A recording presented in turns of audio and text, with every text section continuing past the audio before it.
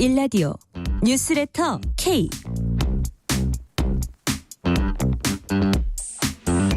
안녕하십니까. 뉴스레터 K KBS 김용준 기자입니다. 친문계 좌장으로 불리는 4선의 홍영표 의원, 오늘 민주당 탈당을 공식화했습니다. 홍 의원은 설훈 의원과 민주연대를 출범한 뒤에 이낙연 공동대표의 새로운 미래와 연대하겠다는 입장을 밝히기도 했는데요.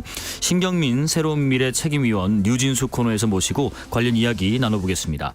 홍석준, 유경준, 이채 의원 등 국민의힘 공천 과정에서 컷오프가 확정된 현역 의원들의 반발이 연이어 불거지면서 이들의 추후 행보에 관심이 모아지고 있습니다.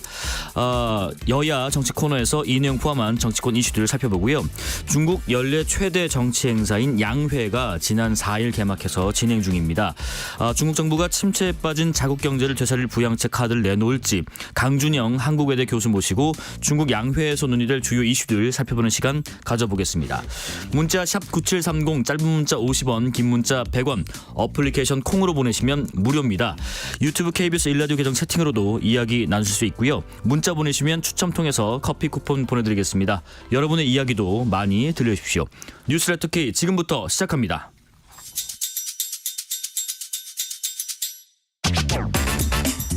오늘 하루 가장 뜨거운 뉴스들만 골랐습니다. 뉴스레터 K 여야 정치 토크, 원영섭 전 국민의힘 미디어 법률단장, 조기현 민주당 법률위 부위원장 모셨습니다. 안녕하십니까? 네, 안녕하세요. 네, 안녕하세요.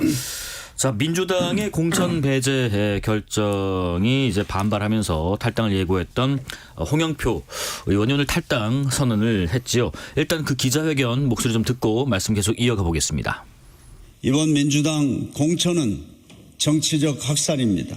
어떠한 비판도 허용하지 않고 오로지 이재명의 민주당으로 가겠다는 대국민 선전포고입니다. 그래서 저는 오늘 민주가 사라진 가짜 민주당을 탈당합니다. 네, 가짜 민주당을 탈당하겠다. 민주가 사라졌다. 이런 얘기를 했는데요. 일단 친문계 좌장으로 분류되기도 하셨었고, 또 민당에서는 이제 원내대표까지 지내셨던 4선의 홍영표 의원의 탈당 의미 뭐라고 보시는지 조기현 부위원장님. 일단 안타깝죠. 예. 정치 중진이시고 오래 하셨는데 민주당 외에 아마 다른 정치를 한 번도 생각은 안 해보셨을 거예요. 그러니까 특히 마지막에도 만약 경선만 했더라도 탈당 안 했을 것이란 얘기도 있었고요. 근데 어찌됐든 예. 당에서 출마를 할 수 없고 사실상 정치적인 생명이 더 이상 어렵다는 판단을 하신 것 같고, 네네. 특히 민주당이 이재명 대표의 사당이라는 비판을 계속 해왔기 때문에 이제 외부에서 예. 민주당의 변화를 추동하고 또 뜻을 같이 하는 분들과 이후 정치를 하겠다는 것으로 보여지는데요. 네네. 민주연대를 만든다고 하시고 또 이제 지금 미리 나가 있거나 하시는 분들과 또 뜻을 모으겠다고는 하시는데 사실상 여러 가지로 현실적으로 녹록지 않을 겁니다. 그리고 무소속 출마를 하신다고 해도 3자 구도가 되면 사실상 당선을 기대하기는 어렵죠. 지역을 아무리 잘 관리하셨어도. 네. 말씀하신 대로 진짜 광야에 이제 그냥 홀로 서는 상황인데. 네네. 글쎄 어쨌든 정치적으로 오늘 생각을 같이 하는 분들이 여전히 당내에도 있고 탈당하신 분들도 있고, 이분들과 어쨌든 민주당의 새로운 정치, 그러니까 네. 지금의 민주당 가짜 민주당이니까 진짜 민주당을 다시 만들겠다, 이런 행보를 시작하겠다는 의미로 보여집니다. 예, 참 거칠게 비판을 하면서 나가셨습니다. 일단 홍영표 의원께서는 자신의 지역구인 인천 부평을에 출마할 계획이라고 하던데, 먼저 탈당은 앞서 말씀하신 그 설훈 의원 이분들하고 같이 민주연대 이런 걸 구성해서 총선을 준비할 가능성이 좀 높아 보이는데요. 원영섭 단장님, 그 지금 민주연대 총선 국면에서 어떤 영향력을 발휘할까 싶습니다. 사실은 새로운 미래가 영향력이 없어서 예. 그래요. 이게 반사적으로 지금 국면이 펼쳐지고 있는데, 뭐냐면 원래 이제 이낙연 대표가 있는 새로운 미래가 어느 정도 활약을 해주기를 국민의힘도 내심 기대하고 있었는데, 근데 전혀 뜨지를 않고 오히려 그 추세 자체가 내려가는 거예요. 그러니까 오늘보다 내일이 나을 것 같기만 해도 사람들이 이렇게 좀 모이는데, 네. 그게 아니라 점점 내려가서 개혁신당보다도 이준석의 개혁신당보다도 내려가 있고, 지금 조국 혁신당은 굉장히 치고 나가고 있어요. 네네. 지금 이런 상황에서 새로운 미래하고 손잡기가 어려운 거예요.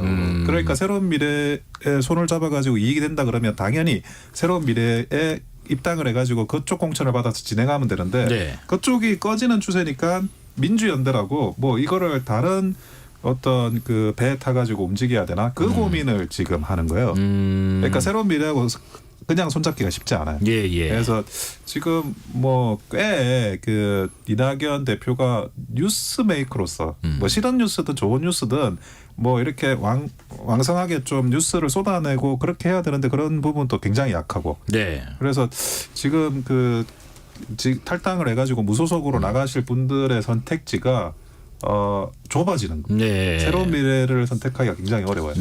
그렇다고 해서 뭐 조국 신당은 민주당하고 같이 가는 비례 정당이니까 거기를 선택할 수도 없고. 예. 그래서 무소속 또는 이제 무소속 연대에 준하는 네. 그런 어떤 민주연대 이런 것들이 만들어지게 되지 않을까 네. 추측이 됩니다. 일단 뭐 나오긴 하셨는데 참 운신의 폭이 좁다 뭐 이런 말씀이신 것 같기도 하고요. 민주당은 오늘 밤에 그 지역구 20곳 경선 결과도 발표한다고 하던데 지금 현역 하위 10% 페널티 통보를 받은 비명계 의원분들 이 경선 결과 어떻게 나올까? 예를 들면 뭐 박용진 의원, 윤영찬 의원 이런 분들요. 결과 어떻게 예상하세요, 조기현 부위원장님? 일단 냉정하게 따지면 하위 10% 30% 페널티를 극복하기는 건 쉽지는 않습니다. 그게 크죠 참. 네. 그러니까 유효 투표수의 사실 한 60% 이상을 얻어야 되는 건데 지역구 관리를 아무리 잘했어도 그게 만만치는 않죠. 근데 어쨌든 박용진 의원 같은 경우에는 3자 경선이기 때문에 표가 적절하게 분산되고 안정적으로 관리된 조직이 다 붙어준다면 뭐 가능성이 전혀 없는 것은 아닐 것으로 보이고요. 윤영찬 다른 분들은 윤영찬 의원 같은 경우도 이제 비례 이수진 의원하고 2인 경선인데 윤영찬 의원이 비교적 지역구는 잘 관리를 하셨다고 그래요. 근데 이수진 의원은 갑자기 서대문에 있다가 최근에 지역구를 또 옮겨서 가셔가지고 그러니까요. 이게 본인이 이재명 대표와의 어떤 관계라든가 친명 뭐 이런 걸로 당원들을 모은다고 하더라도 그 짧은 기간에 얼마만큼 뭐 이 당내 지역 내 지지를 확보했을까 이런 부분은 약간 의문이 있습니다. 그러니까 그런 측면에서 보면 두 분 다 30%의 페널티가 있다고 하더라도 물론 당연히 절대적으로 불리한 상황에서 출발은 했지만 가능성은 전혀 없는 건 아니라고 보여집니다. 이변이 좀 나올 수도 있을까요, 원단장님?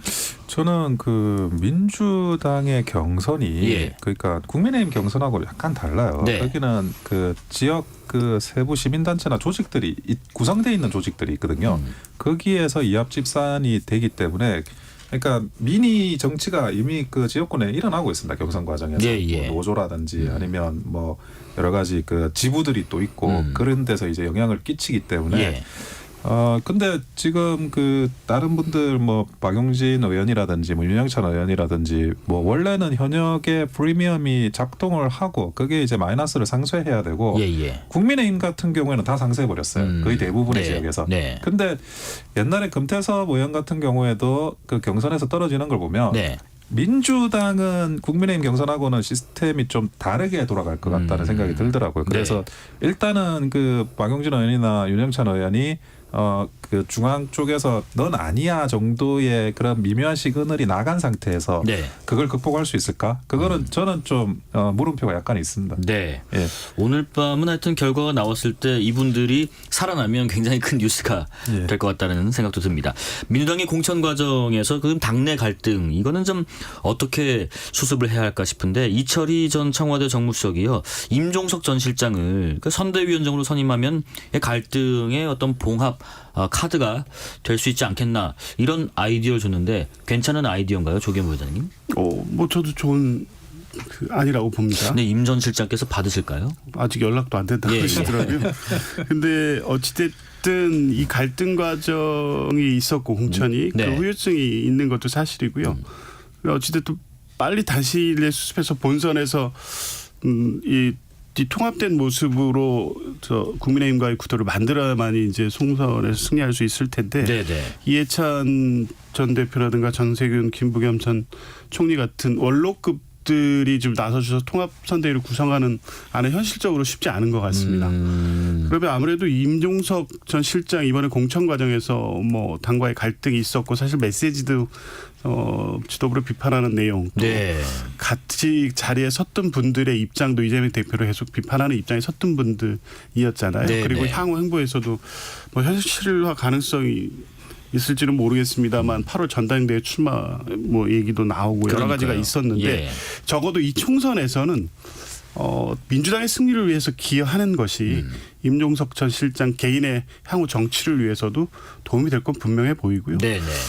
민주당으로서도 어쨌든 당의 갈등, 공천 갈등을 수습하고 통합해서 하나로 간다 이런 것들을 지지자들한테 주는 메시지가 중요하기 때문에 어차피 상징적 원로들로 하는 뭐 통합 선대위보다는 네. 이렇게 실질적으로 뭐 일사불란하게 선대위 체제를 가져갈 수 있는 임종석 전 실장 같은 분이 선대위원장을 맡아서 한다면 전체적인 어떤 국면 전환에 있어서 민주당에는 좋은 카드라고 봅니다. 일단 뭐 당에 잔류를 하시기로 하셨으니까 어떤 결정을 할지 일단 뭐 연락부터 다 해야 될 텐데 말이죠. 홍영표 의원이 오늘 이런 얘기도 했습니다. 이재명 대표가 151석이 총선 목표라고 했지만 굉장히 회의적이다. 민주당이 그냥 패배도 아니고 참패할 가능성이 높다. 이렇게 전망을 하셨는데 이재명 대표는 이번 총선에서 원내일당 151석 줄곧 강조해 왔는데 분위기상으로 151석 이 가능성 어떻게 전망하세요, 원장님? 지금 이제 예. 홍영표 의원은 무소속 나가야 되니까 네. 그 민주당이 참패할 거라고 이야기를 해야 되는 입장이 네, 돼버리셨고, 근데 이게 그렇습니다. 지금 이제 여론조사가 민주당보다 국민의힘이 앞서고 있다 보니까 국민의힘 내부에서 조금 밝게 전망하시는 분들이 많으신 것 같아요. 저는 그런데 예. 지금 그 물갈이를 그래도 좀 과격하게 하고 있는 과정이거든요, 민주당이. 그러면 소란이 있을 수밖에 없고 여기저기서 이제 그 냉정한 이야기가 나올 수밖에 없어. 그게 이제 여론조사에 반영되기도 하고. 그런데 그 공천 시즌이 끝나면 예. 그때부터 저는 본격적인 2라운드가 펼쳐진다고 보거든요. 그러니까 제가 볼 때는 이런 대대적인 물갈이와 공천 소란에 비해서 그게 민주당과 국민의힘의 그 여론조사 차이가 그 정도로 크게 나지 않았어요. 지금 이제 그 전열 정비가 민주당에서 일어나고 예. 그리고 이제 본격적인 그런 어떤 정무적인 공격이라고 해야 될까? 그런 공세가 그 국민의힘으로 뭐 굉장히 들이닥칠 것 같은데 네네. 그 부분에 대해서 어떤 공세가 있을지는 솔직히 모르겠어요. 지금은 예측할 수 없지만 분명히 예. 그게 있을 것 같고 거기에 대한 정무적인 대처를 국민의힘이 어떻게 하느냐에 따라 가지고 달라지는 거지. 지금 뭐 현재 상황에서 오늘 투표한다 그러면 뭐 국민의힘이 이긴다고 저는 생각하지만 예. 그거는 지금 그런 가정을 하는 게 의미가 없고 충분히 이제 민주당이 어떤 공세를 준비하고 있을 거다 그렇게 추측하고 있습니다. 예. 공천 과정에서 갈등은 뭐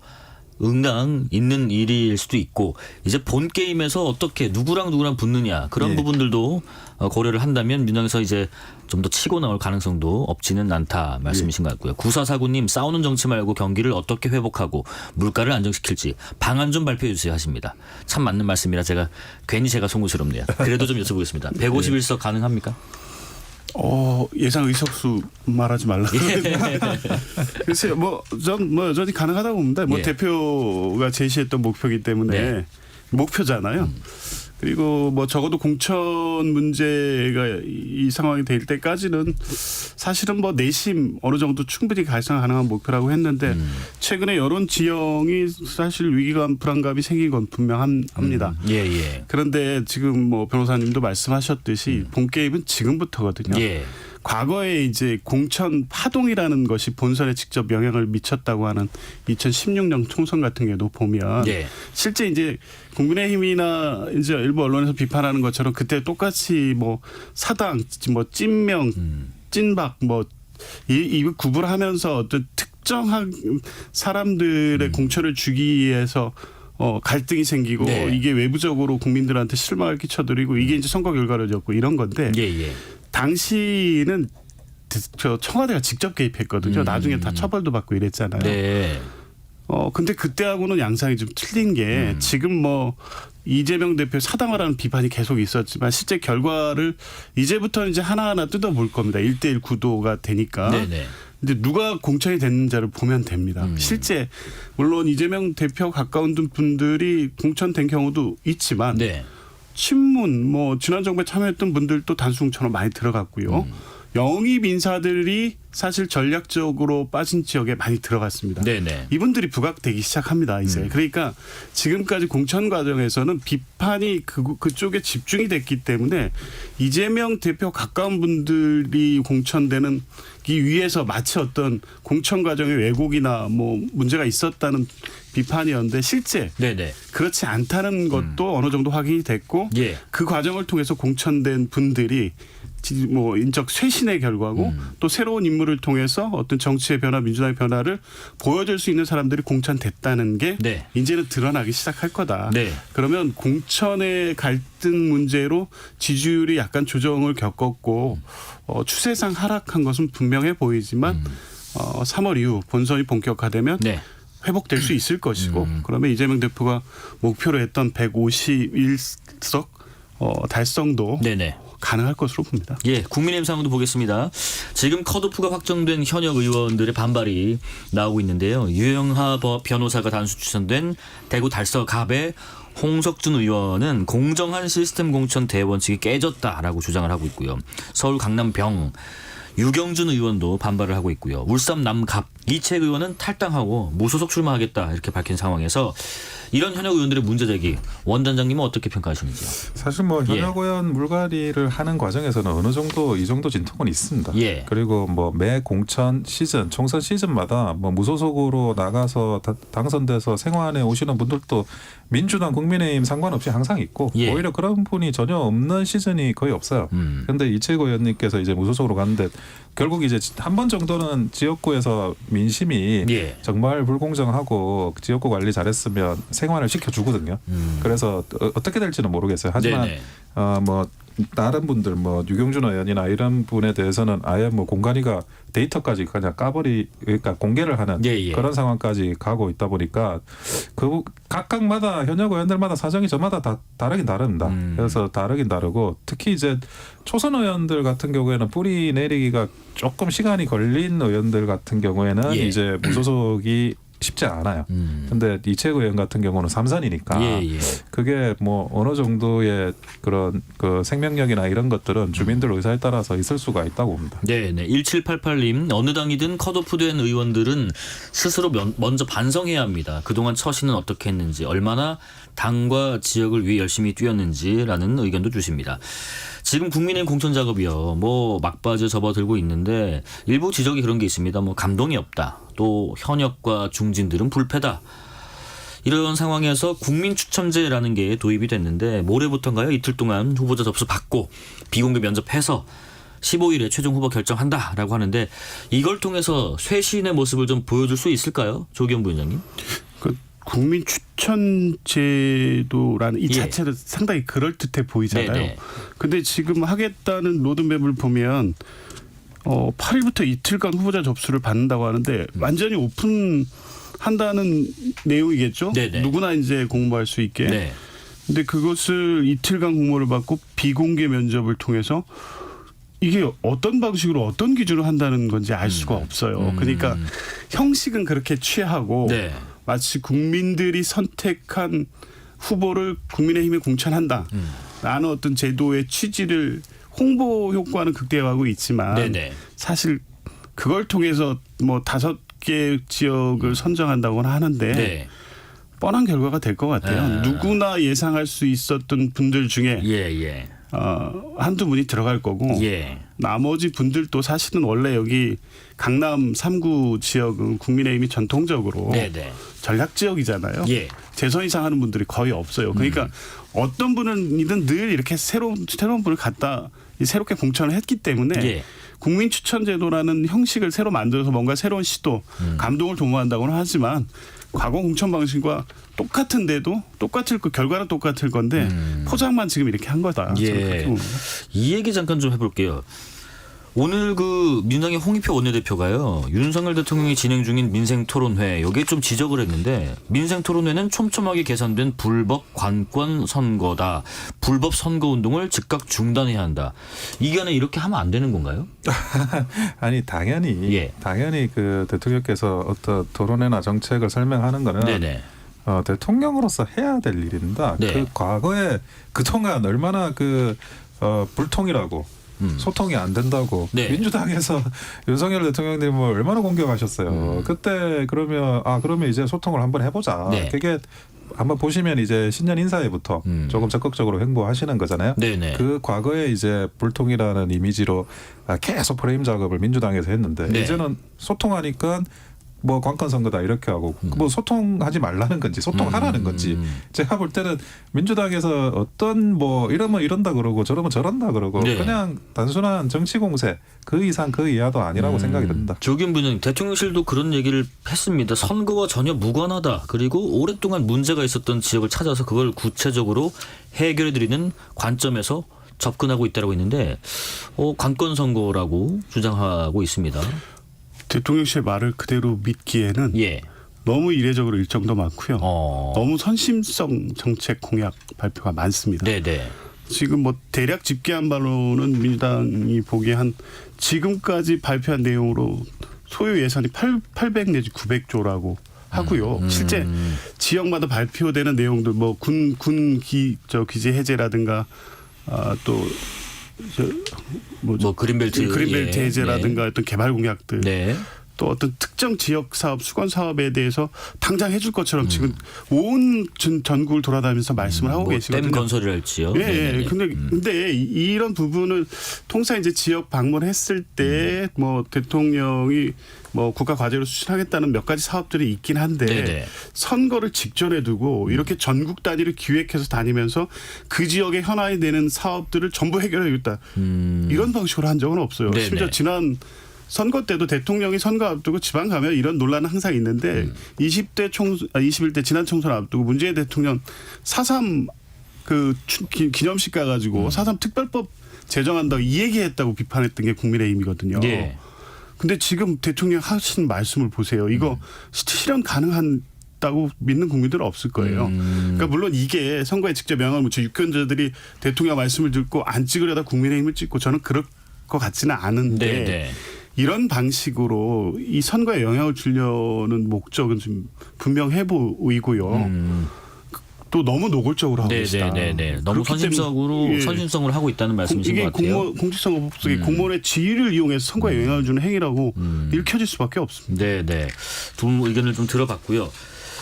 오늘 그 민주당 이재명 대표 그리고 국민의힘의 권성동 의원 간에 SNS 통해서 공방이 있었던데요. 내용 보니까요. 이재명 대표가 SNS에 권성동과 김명주의 공통점은? 이라고 글을 올리셨는데 그 이후에 권성동 의원이 이재명과 이석기의 공통점은? 이렇게 또 글을 올리셨단 말이죠. 일단은 이재명 대표께서 어제도 김명주 의원에 대한 어떤 탈당에 대해서 납득이 안 간다. 이런 식으로 강도 높은 비판을 계속하고 계신데 이미 국민의힘으로 향한 분한테 이렇게 계속 비판의 날을 세우는 이유는 뭘까요? 아니 근데 불필요한 지금 그런 걸 하시는 것 같아요. 예. 그러니까 국민의힘으로 넘어가게 되는 추가적인 탈당을 막으려고 하는 의도로 저는 보이거든요. 그러니까 국민의힘에서 이제 현역 의원들을 민주당 현역 의원들을 받아서 그분들을 국민의힘 후보로 출마를 시키면 네. 꽤 이제 선전할 가능성이 있으니 그걸 사전에 막아보자 이런 의도신 것 같은데. 네네. 근데 뭐 현역 의원들이 자기의 진도를 판단하는 데 있어가지고 그 이재명 대표가 이런 말 한다 그래서 뭐 안 하고 뭐 안 한다 그래서 하고 그러진 않잖아요. 자기가 자기 정치적인 진로는 자기 책임하에서 하는 거고 네. 그리고 갑자기 그 권성동 의원이 유탄을 맞으니까 아니 권성동 의원은 자기가 뭐 맞고 가만히 있을 수가 없는 선거 국면인데 자기도 무슨 말을 해야 되고 두 분의 공통점이 뭔가요? 권성동과 김용주의 공통점은? 뭐 탈당 이력이나 예. 뭐 그런 그 옛날에 그 채용 강원랜드 관련해 가지고 예. 그런 게 무죄 받았던 사건입니다. 네네네. 그러니까 그런 것들을 굳이 끌어내 가지고 지금 하고 있으니 권성동 의원 또 한마디 안 할 수가 없는 상황이 되신 거고. 예. 근데 이재명 대표가 뭐 저는 뭐 굳이 안 할 말이라고 생각합니다. 네. 그런다고 해서 뭐 달라지는 건 없을 것 같아요. 예. 조기훈 부위원장님 의견 듣고 마무리해 보겠습니다. 공천 이제 거의 끝나가잖아요. 예. 공천 갈등도 이제 정리되고 있습니다. 탈당하신 분들도 있고 계속 비판을 했지만 어떤 경선 수용에서 이제 오늘 발표됩니다. 예. 결과 수용하겠죠. 그리고 당을 위해서 또 각자 역할을 하실 겁니다. 그런데 예. 그 공천에서 그렇게 비판했지만 어쨌든 국민하고 수국면에서 가장 상징적으로 예. 이 공천이 틀리지 않았다는 걸 보여준 지역이 영등포 갑이 된 겁니다. 영등포 갑이요. 예. 김영주 의원에 대해서 예. 처음에는 이분이 왜 하위 20%에 포함됐지라는 의문을 갖는 분들이 있었어요. 근데 그 내용이 어느 정도 확인이 됐잖아요. 네. 채용 관련돼서 소명이 제대로 이루어지지 않았다는 네네. 것은 이제 하위에 포함되는 주요 원인이었는데 네. 이런 분이 만약에 이 높은 그 평가를 받아서 다시 민주당 공천을 받는 게 맞았나? 이 공천이 제대로 된 공천이다라는 걸 상징적으로 보여주기 때문에 네. 이 부분에 대해서 이재명 대표가 직접적으로 언급을 하는 것이고요. 예. 그걸 또 더 이제 강조하고 명확해 보이기 위해서 굳이 권성동 의원까지 불러주신 것 같습니다. 갑자기 권성동 의원. 자, 여기까지 말씀 듣겠습니다. 지금까지 원영섭 전 국민의힘 미디어 법률단장, 조기현 민주당 법률위 부위원장이었습니다. 고맙습니다. 네, 감사합니다. 고맙습니다. 실시간 교통정보 알아보겠습니다. 교통정보센터 유하영 리포터 나와주세요. 네, 이 시각 교통정보입니다. 서울 시내에서는 퇴근길 정체가 늘었습니다. 강변북로 구리 방향 동호대교 부근 4차로에 고장난 차가 서 있습니다. 원효대교부터 막히고요. 올림픽대로 하남 쪽으로 반포대교에서 영동대교까지 정체입니다. 고속도로는 수도권 제1순환고속도로 경기서 쪽으로 송내를 중심으로 양방향 8km씩 밀리고요.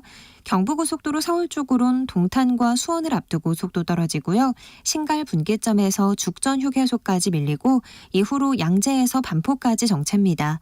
서해안고속도로 서울 쪽으론 발안에서 화성 휴게소까지 밀리고요. 8탄 분기점과 용담터널을 앞두고 주춤합니다. 이후로 광명역에서 금천까지 정체입니다. 중앙고속도로 부산 방향 대동요금소에서 삼락까지 막힙니다. KBS 교통정보센터였습니다. 퇴근길 당신과 함께 읽는 세상 이야기 KBS 1라디오 뉴스레터 K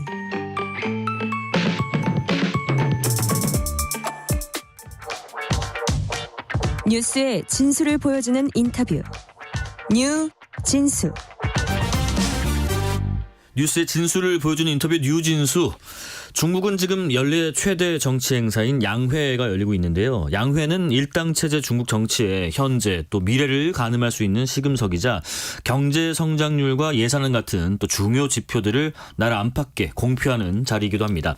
특히 올해 양회에는 그동안의 그 시진핑 주석의 주석으로 권력이 집중된 양상이 더욱 두드러지고 있는 평가를 받고 있는데요. 강준영 한국외대 국제지역대학원 교수 모시고 양회를 계기로 한 중국의 현재와 미래를 좀 짚어보겠습니다. 안녕하십니까? 네, 안녕하세요. 예, 양회라는 게 이제 일단 개념적으로 봤을 때는 뭐 두 가지 회의가 열린다 뭐 이렇게 생각이 드는데 전인대로 불리는 전국인민대표회의 그리고 정협으로 불리는 전국인민정치협상회의 네네. 이렇게죠. 근데 이게 각각 어떤 회의체고 또 올해 일정이 어떻게 잡혔는가 더 설명을 해주실까요? 예. 중국은 1949년에 건국이 된 나라예요. 네네. 그런데 이게 이제 사회주의 혁명을 했지만 그 무산계급만 갖고 혁명을 한 게 아니거든요. 그래서 소위 그 무산계급과 이 소통이 가능한 네. 혁명 세력을 규합을 했었습니다. 네네. 그래서 이제 그게 도시 소자산계급, 농촌의 이제 중농 계층들, 민족 자산계급. 그러니까 자산계급도 섞여 있던 거예요. 그래서 이런 그룹들을 전부 다 아우러서 만든 회의가 정치협상회의입니다. 그러니까 이게 왜 중요하냐 하면 중국 49년에 이제 국가를 건설하고 이 정치협상회의가 재헌국회 역할을 한 거예요. 예. 그래서 정부 조직법도 만들고 헌법도 만들고 이런 다음에 그 정부 조직법과 헌법에 의해서 1954년 9월에 첫 번째 전국인민대표대회가 열리는 겁니다. 그래서 이 두 개가 항상 같이 가는 거죠. 네네. 그러면 전국인민대표대회는 기본적으로 중화인민공화국 헌법상의 최고 권력 기구예요. 네. 근데 다 아시다시피 당이 통치하잖아요. 그렇죠. 그런데 전국인민대표대회는 5년에 한 번씩 열리고 직능대표 제도인데 네. 1년에 한 번씩 소위 작은 회의가 열립니다. 그럼 지금은 전국인민대표대회 14기 회기 기간이에요. 예, 예. 14번째 회기. 공산당은 20차 당대회라고 재작년에 했잖아요. 네. 그러니까 당대회는 20차 회기고요. 국가의 정부로서는 이게 14차 회기입니다. 그래서 전국 인민대표대회가 연초에 이렇게 3월에 이제 한 해의 정치 행사를 시작을 하면서 얘기를 할 때 왜 관심을 갖냐 하면 이게 이제 시정 보고란 말이죠. 네. 총리가 정부 업무 보고라는 걸 하는데 거기에 보면 경제 성장은 어떻게 하겠다. 그렇죠. 통화 정책은 어떻게 하겠다. 굵직굵직한 중대 발표들이 많이 이루어졌거든요. 예산은 어떻게 하겠다. 이걸 하기 때문에 이걸 바라보면서 네네. 올해 중국의 전체적인 내부 전개 방향이 이렇겠구나라는 걸 우리가 짐작을 할 수 있기 때문에 중시하는 거고 네. 정치협상회의는 사실은 이제 재헌국회 역할을 하고 모든 권한을 전국 인민대표대회에 넘겨줬기 때문에 네. 국정자문기구로서의 역할을 하는 거예요. 네. 그러니까 예를 들어서 민생 문제 그리고 정치협상이라는 개념이 아까 공산당 이외의 세력들도 있잖아요. 예. 그 중국에는 제도권 정당이라고 할 수 있는 민주당파라는 8개 당이 있습니다. 이건 이제 정권을 잡을 수 없는 당이지만 이런 당들 그다음에 인민단체들이 많이 있죠. 공청단도 인민단체 하나고 뭐 중화총공회 우리 한경연 같은 경제인연합회 뭐 중국 작가연합 예. 이런 단체들을 이 정치협상회의가 관리를 하는 거예요. 그래서 서열 1위가 당 서열 1위가 국가주석을 맡고 예. 2위가 총리를 맡고 3위가 전인대 상무위원장을 맡고 네. 서열 4위가 정협 주석을 맡는 거죠. 그래서 중국의 당정군으로 나눌 때 정을 통제하는 핵심 기구다. 예, 예. 그래서 우리가 관심을 가지고 본다 이렇게 이해하시면 됩니다. 네, 올해 가장 중요한 발표는 그럼 뭐가 있을까 싶은데 당장 뭐 올해 경제 성장률 목표를 5%로 잡았다. 네. 이런 발표가 있게 됐는데 내용 잠깐 살펴볼까요? 네, 5% 내외라는 네. 표현을 썼어요. 네네. 5% 내외. 작년하고 똑같습니다. 근데 작년에 이제 5.2% 성장을 했다고 그러는데 네. 많은 사람들이 못 믿겠다. 이제 그런 사람들도 있고 이 5%를 왜 이렇게 고집을 하느냐를 우선 이해를 해야 되는데요. 그러게요. 그 중국은 GDP 1%당 지금 현재 한 250만 개 정도의 일자리를 만들어냅니다. 네. 그러면 1년에 취업을 해야 되는 인구가 한 1,200만 정도 돼요. 그러니까 5% 가깝게 성장을 해야 신규 취업 인구를 만들어낼 수 있는 거예요.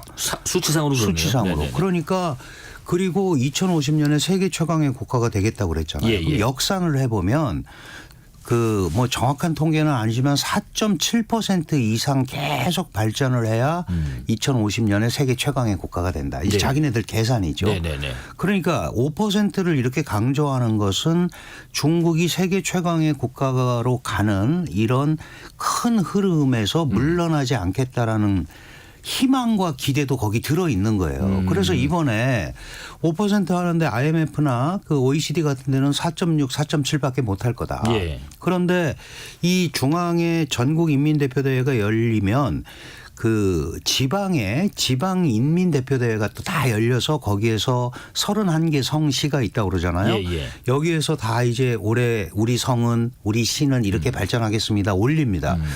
그게 한 5.4% 정도의 경제 성장률을 적어냈어요. 지방정부에서. 예, 예. 약간 보수적으로 잡는 거죠. 그래서 5% 정도의 성장을 지속해야 뒤로 물러나지 않는 중국을 보여주는 겁니다. 그래서 이제 그게 굉장히 중요하고 네. 또 하나는 이제 예산안을 편성하는데 중국이 적자 예산을 편성을 하죠. 네네. 국채를 발행하고 대개 이제 3% 정도 선에서 하는데 작년에 사실은 다양한 유동성 공급 정책 때문에 한 3.8% 정도가 돈이 풀렸어요. 네네. 풀렸는데도 불구하고 이 리오프닝에 걸맞는 성과가 안 나왔단 말이죠. 그래서 지금은 형식적으로 여전히 3% 적자 예산을 편성을 하고 하겠다고 했지만 예. 유동성 공급을 조금 더 하겠다라는 의지가 조금 들어 있는 거죠. 조금 들어 있습니다. 예, 예. 그렇다고 해서 더 세게 나가지는 못해요. 네. 왜냐하면 중국이 지금 안고 있는 문제가 잘 아시다시피 부동산 침체, 예. 그다음에 지방 뭐 재정 적자, 취업률, 수출 부진 이런 게 지금 복합적으로 얽혀 있는 말 그대로 복합 위기를 맞고 있거든요. 네, 저희가 몇 번 얘기 나눴었죠. 그런데 여기다가 과감한 재정 정책을 실시했는데도 해결이 안 되면 그다음에 쓸 카드가 없어요. 그러니까 그걸 지켜보고 있고 또 하나는 소비가 중요하죠. 소비가 중국 경제를 이끌고 가는 견인차니까. 재작년만 해도 56%, 60%가 소비가 중국 경제 성장을 이끌었어요. 그런데 이 코로나 팬데믹 겪고 작년에 리오프닝을 했는데도 불구하고 지갑을 안 열었잖아요. 그래서 이 소비가 한 40% 이하로 떨어졌습니다. 그러면 그래서 작년 12월에 경제공작회의에서 산업 발전을 더 강화해야겠다라고 했는데 이번에 리창 총리가 정부 업무보고 읽으면서 소비를 더 진작하겠다라는 얘기를 다시 꺼냈어요. 그러니까 여전히 소비 시장이 살아나지 않고 있는 데 대한 부담을 굉장히 느끼고 있는 거죠. 과학 발전을 굉장히 강조하고 싶어요. 산업이나 이런 쪽에서. 그런데 지금 미국의 대선전이 벌어지고 있고 자칫 중국만의 과학기술 발전 전략을 잘못 얘기하면 이게 또 트럼프와 바이든의 소위 재선 경선 과정 중에 중국이 그 필미를 줄 수 있거든요. 그러니까 이번에 전반적인 정부 업무 보고는 작년 거와 거의 유사합니다. 내용이 그렇게 다르지 않다. 1200만 이상 뭐 하겠다. 뭐 대만 문제에 대해서 평화 통일을 추구하겠다라는 거를 뭐 삭제를 했다거나 이런 정도 차이지 국방 예산도 여전히 GDP 증가분보다 많게 7.2%를 증액을 하고 그러니까 굉장히 조심스럽게 접근하는 그런 모습을 보였다. 이렇게 봐야 될 것 같아요. 이런 내용적인 측면도 있지만은 약간 이런 관점도 있어요. 이번 발표가 그 리창 중국 총리가 전인대에서 그가 업무 보고 형식으로 했는데 관례를 보면은 뭐 중국 총리는 보고 말고 별도 기자회견도 했었고 그런데 올해는 이게 열리지 않았던 게 어떤 의미가 있나요? 그 굉장히 큰 의미가 있죠. 왜냐하면 이게 사실은 이제 91년 당시에 주롱지라는 주용기 총리 때부터 시작이 93년에 본격적으로 됐고 그 전에 이붕 총리가 했어요. 사실 중국이 세계 공장으로서 이제 더 잘 나가면서는 이제 세계 시장으로서 세계적인 경제력을 자랑을 하는 이런 구조가 됐잖아요. 그러니까 총리가 기자회견을 하면서 주로 이제 그런 기자회견은 해외 기자들을 만나는 거예요. 외신 기자들을. 그럼 외신 기자들의 얘기에 대해서 이런 대답을 할 수 있다는 거는 중국 경제에 대한 자신감이 있었던 거죠. 그런데 이걸 없앴다는 거는 크게 두 가지로 볼 수 있습니다. 하나는 지금 중국 경제에 대해서 자신감이 없다. 예를 들면 외신 기자가 이 문제는 어떻게 할 거냐라고 그랬을 때 지금 마땅하게 답할 내용이 별로 없는 거예요. 또 하나는 그 이전에 그 중국의 체제를 보면 당 총서기와 국무원 총리 체제라고 우리가 보통 부릅니다. 그래서 뭐 장저민 리펑 체제, 장저민 주롱지 체제, 후진타오 원자바오 체제, 그다음에 시진핑 1기 때만 해도 우리가 시진핑 리커창 체제라고 불렀었어요. 그런데 어느 순간 시진핑 체제가 돼버렸잖아요. 그러니까 그만한 내정 문제에 대한 권한을 총리한테 주지 않는다는 게 드러난 거죠. 그런데다가 그전에는 그런 개념을 갖고 있었기 때문에 총리들이 기자회견을 하면서 적지 않게 자신의 의견을 피력한 적이 있어요. 예를 들면 주롱지 총리 같은 경우는 외신 기자들이 당신을 중국 경제의 짜르라고 그런다. 황제라고 그런다. 어떻게 생각하나요? 그 사실은 장저민이라는 최고 지도자가 있는데 좀 곤란하잖아요. 그런데 이제 그런 것들을 물어보잖아요. 만약에 지금 시진핑 체제가 이렇게 한다는데 리창 총리 당신 생각은 어떠냐 그러면 과연 답을 할 수 있을까요? 그러니까 그런 걸 미연에 봉쇄해 버리는 거죠. 그 얘기인 즉슨 이전에는 뭐 시진핑 노믹스 커창 노믹스 그래서 시진핑 경제체제 리커창 경제체제가 일종의 보이지 않는 견제와 이런 걸 했다면 지금은 진핑 노믹스밖에 없는 거예요. 그렇다면 굳이 그 새로운 얘기들을 총리가 나서서 할 필요가 없는 거고 그 대변인 말은 다음 회의 2028년 회의까지 없을 거다라고 하니까 결국은 지금 이 시스템대로 그냥 끌고 가겠다라고 얘기를 하는 거고 예. 결국 리창 총리의 경제 부분에 있어서의 지도력 또는 권위, 권한 이런 것들이 과거보다는 굉장히 약해졌다. 예. 우리가 이제 표현은 그렇게 하죠. 실세형 총리, 예. 관리형 총리. 그런데 관리형 총리보다도 좀 약한 모습을 이런 기자회견이 없어졌다라는 게 네. 나타내는 거 아니냐. 자, 이렇게 그러면 봐야 돼요. 총리의 어떤 역할이나 권한 이런 경제적인 대외 공표하는 부분에 있어서 많이 좀 떨어졌다면 그럼 총리는 권력의 2인자로서 경제 분야는 좀 힘이 빠졌다고 하더라도 뭐 내각들 장관들하고 대화는 더 많이 늘린다는 얘기인데 그러면은 뭐 기본적으로 예. 그건 해야겠죠. 네네. 왜냐하면 내각의 수반이고 네네. 중국에 25개 부와위원회가 있으니까 네. 거기를 이제 관장을 하는 거죠. 네. 캐비넷을 관장을 하는 건데 지금 사실 전국인민대표대회에서 나오는 정부 업무 보고는 큰 방향입니다.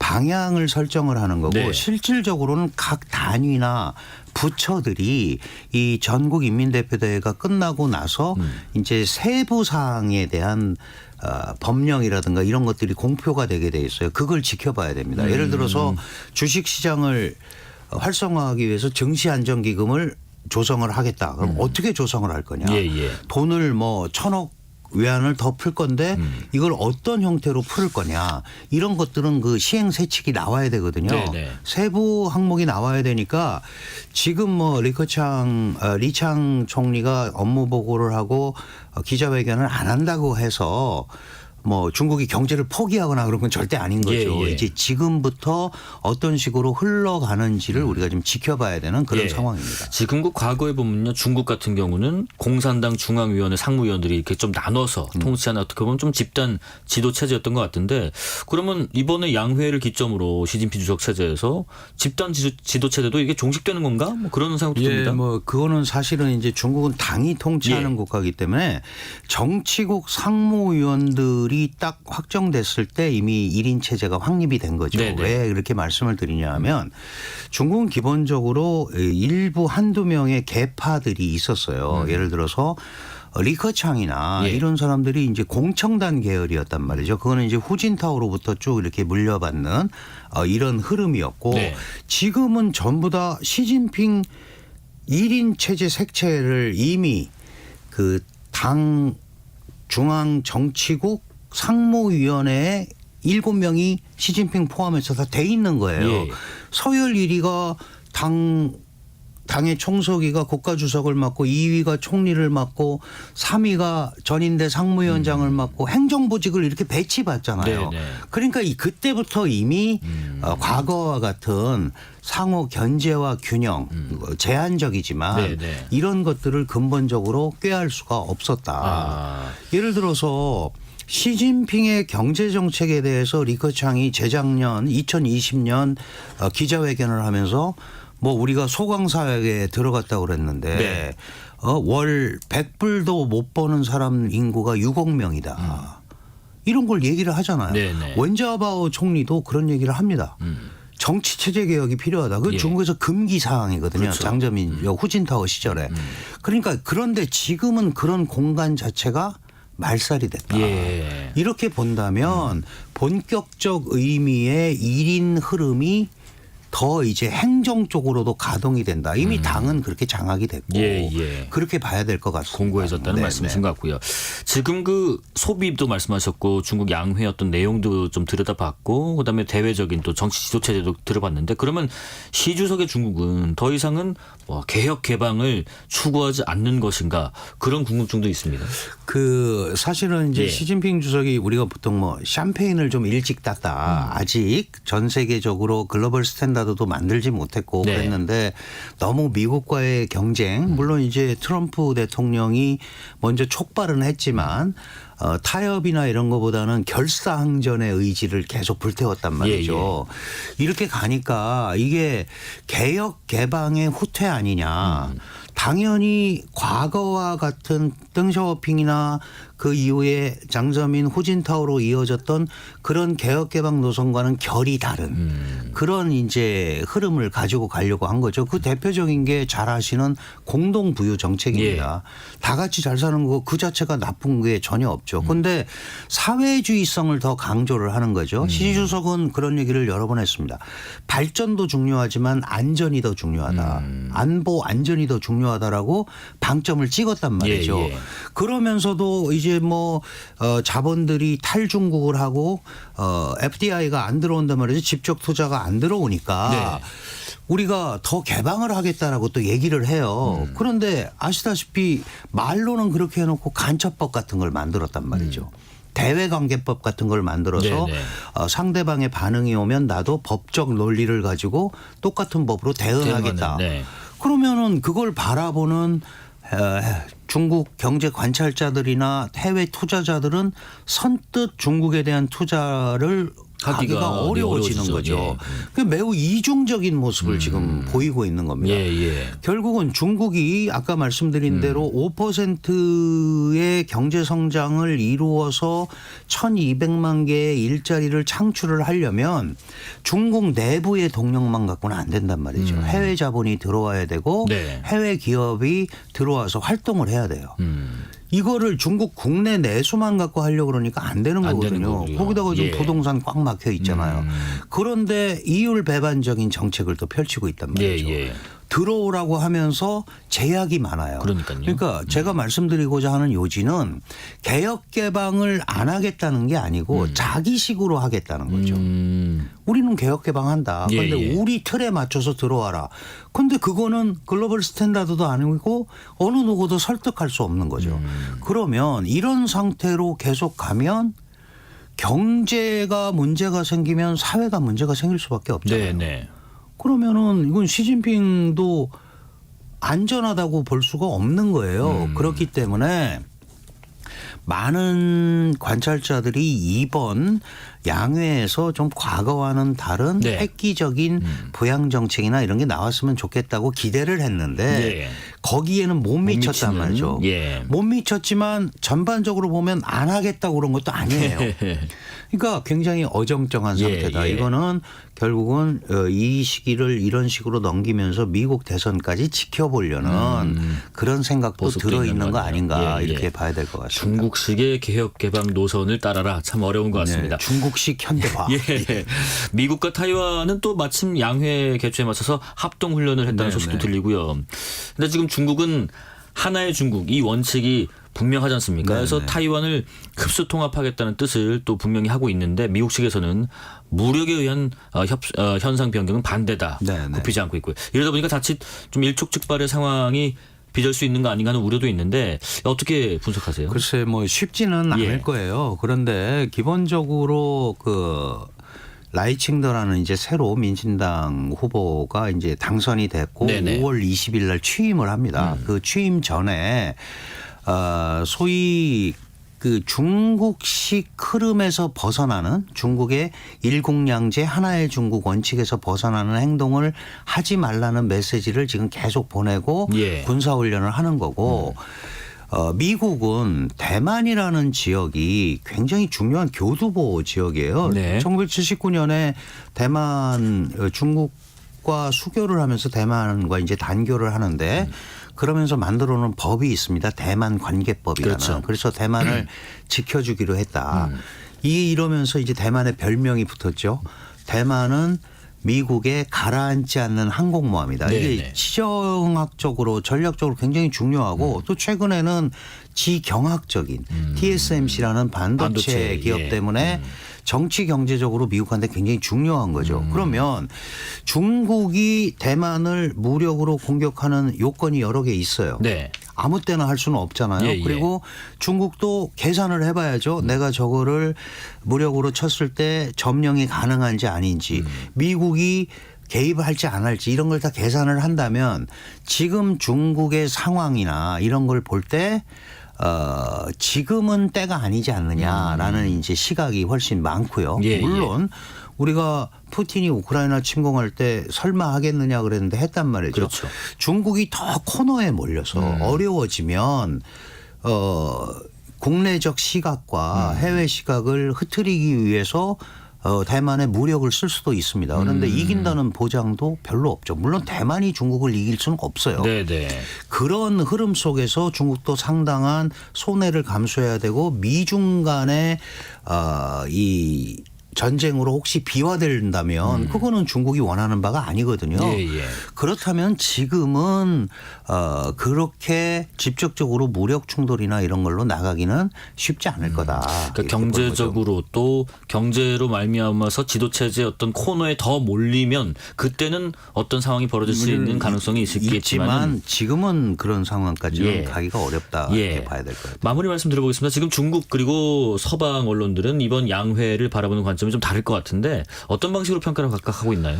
그 작년과 거의 대동소이합니다. 네네. 그러니까 무슨 얘기냐 하면 작년보다 더 후퇴하는 일은 하지 않겠다라는 거고 네. 5%는 중국의 희망이 많이 들어가 있는 거예요. 그런데 서방의 기대는 그런 식으로 어정쩡하게 가면 중국이 말 그대로 장기 침체에 빠질 수도 있으니 네. 하루속히 새로운 정책을 내놓는 게 맞지 않느냐라는 게 이제 서방과 투자자들의 시각이고요. 네네. 중국은 알겠습니다. 일단 우리 스타일로 가겠다라는 네. 뜻입니다. 네. 여기까지 말씀 듣겠습니다. 지금까지 강준영 한국외대 교수였습니다. 고맙습니다. 감사합니다. 6시에 2부 이어가겠습니다.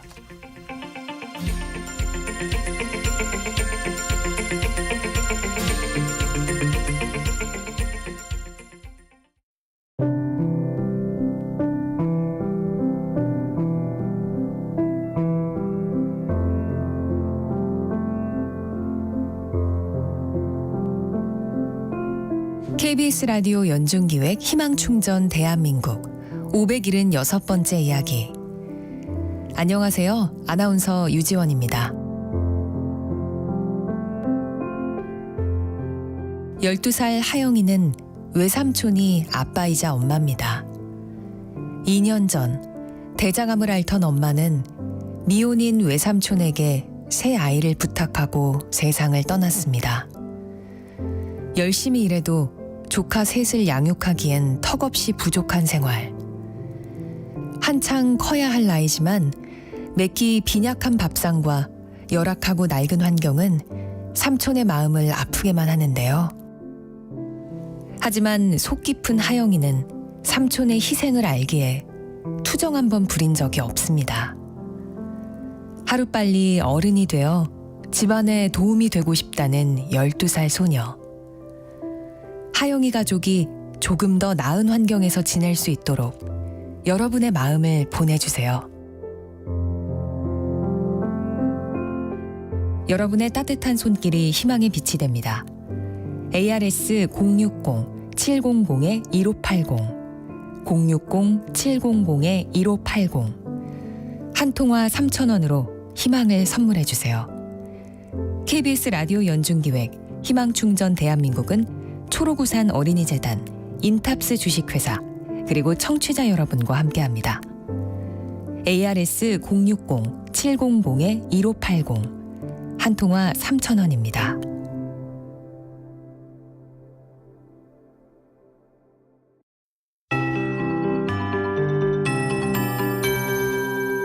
KBS 58분 날씨.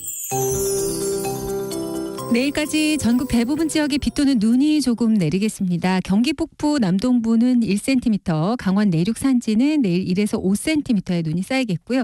또 내일 새벽까지 내리는 곳은 충북과 전북 동부 높은 산지, 제주 산지인데 1에서 3cm 정도 오다가 그치겠습니다. 내일 아침 기온은 서울 2도 등 전국적으로 영하 3도에서 영상 5도가 되겠고요. 낮 최고 기온은 서울 8도 등 5도에서 12도 분포가 되겠습니다. 이미 많은 눈이 쌓여있는 강원 산지를 중심으로 다시 눈 오는 곳이 있을 것으로 보여서 시설물 피해가 우려되니까 이 점 주의해 주시기 바라고요. 오늘과 내일 사이 이렇게 비나 눈 오는 지역 교통 안전에 유의해 주시기 바랍니다. 전국의 하늘이 전반적으로 앞으로 흐림세를 보이겠습니다. 그리고 경북 남부 동해안과 경남권 해안 강풍특보 내려져 있는데 오늘 밤까지 바람이 강하게 불겠고요. 그 밖에 경상권과 전남 남해안 제주도에도 역시 바람이 강하게 부는 곳이 많겠습니다. 모레까지도 전국에 바람이 강하다는 거 거 참고해 주시고요. 그리고 서해와 남해, 동해 주로 먼 바다 쪽 앞바다도 일부 높게 일겠습니다. 2에서 4m로 파도가 높게 일겠고요. 모레 오전에도 또 동해 먼 바다와 남해 동부 먼 바다의 물결이 조금 잔잔해졌다가 더 세진다는 거 참고해 주시기 바랍니다. 지금 서울의 기온은 8도입니다. 강혜종입니다.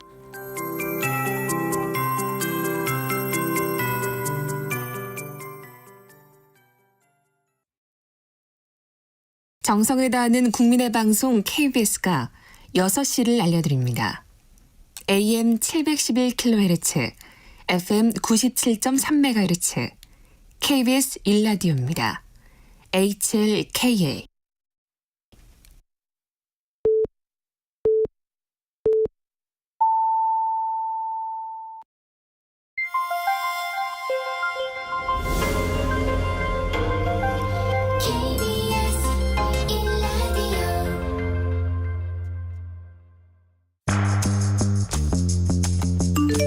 여러분은 지금 퇴근길 시사편지 한 장 KBS 1라디오 뉴스레터 K를 듣고 계십니다.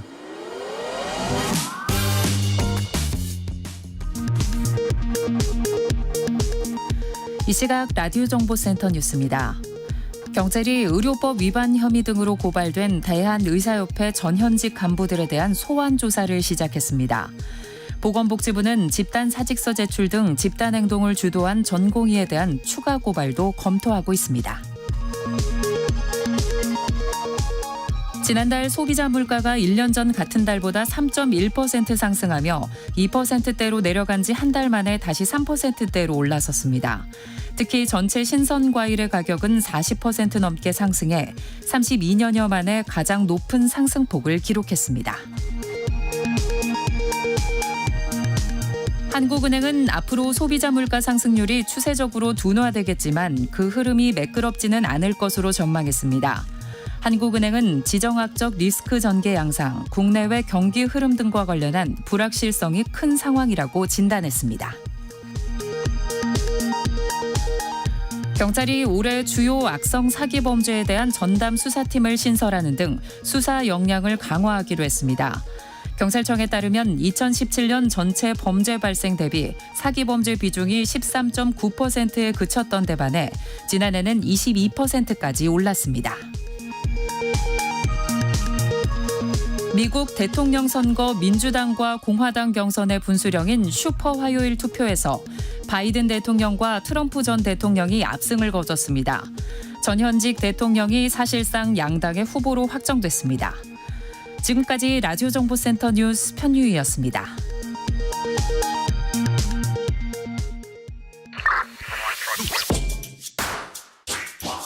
뉴스의 진수를 보여주는 인터뷰 뉴진수.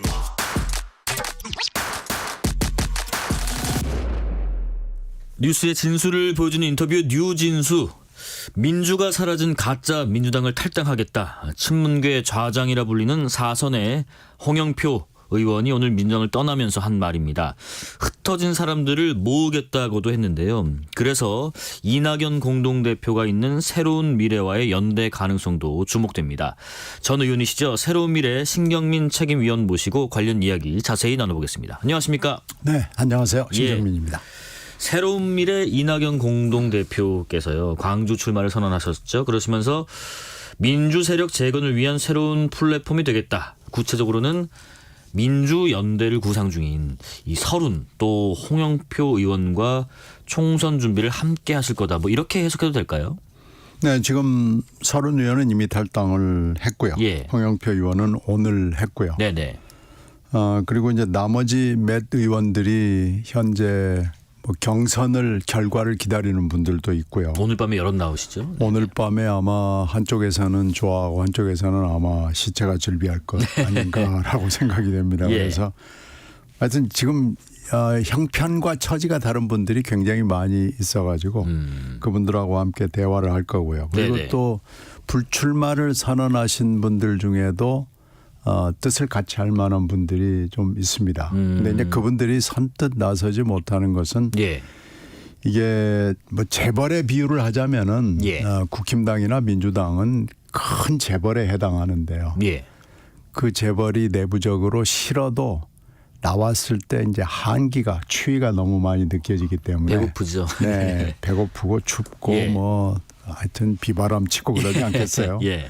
그럼 앞으로 살 날 생각해서 막상 집을 떠나지는 못하고 그냥 재벌의 옆에 앉아 있는 뭐 그런 형국이나 뭐 비슷합니다. 네.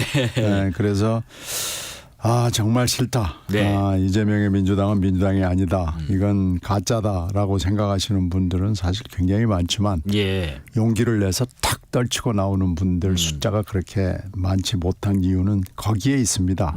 그럼에도 불구하고 예. 좀 몇 분들은 그럼에도 불구하고 나와야 되겠다라고 말씀하시는 분들이 있어서 예, 예. 숫자는 조금 가변적입니다. 네. 뭐 이제 창업을 막 하신 스타트업 새로운 미래로 이제 오실지 좀 기대를 해보고요.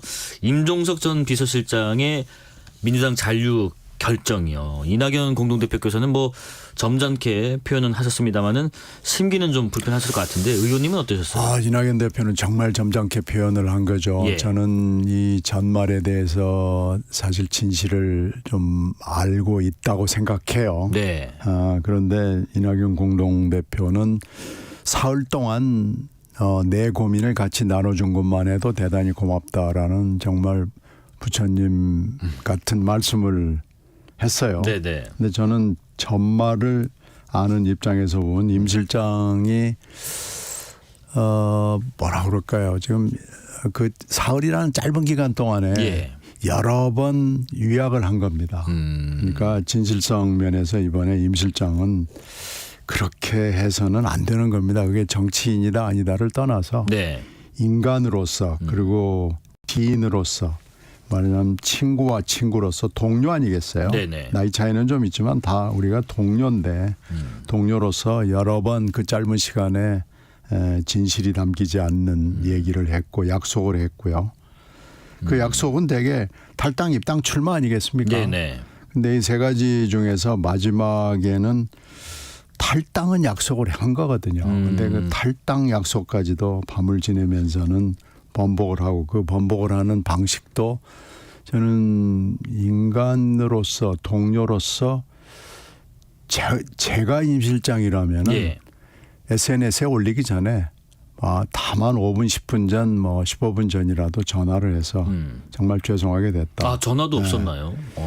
그래서 전화를 하고 예. 제가 탈당도 못하게 됐습니다.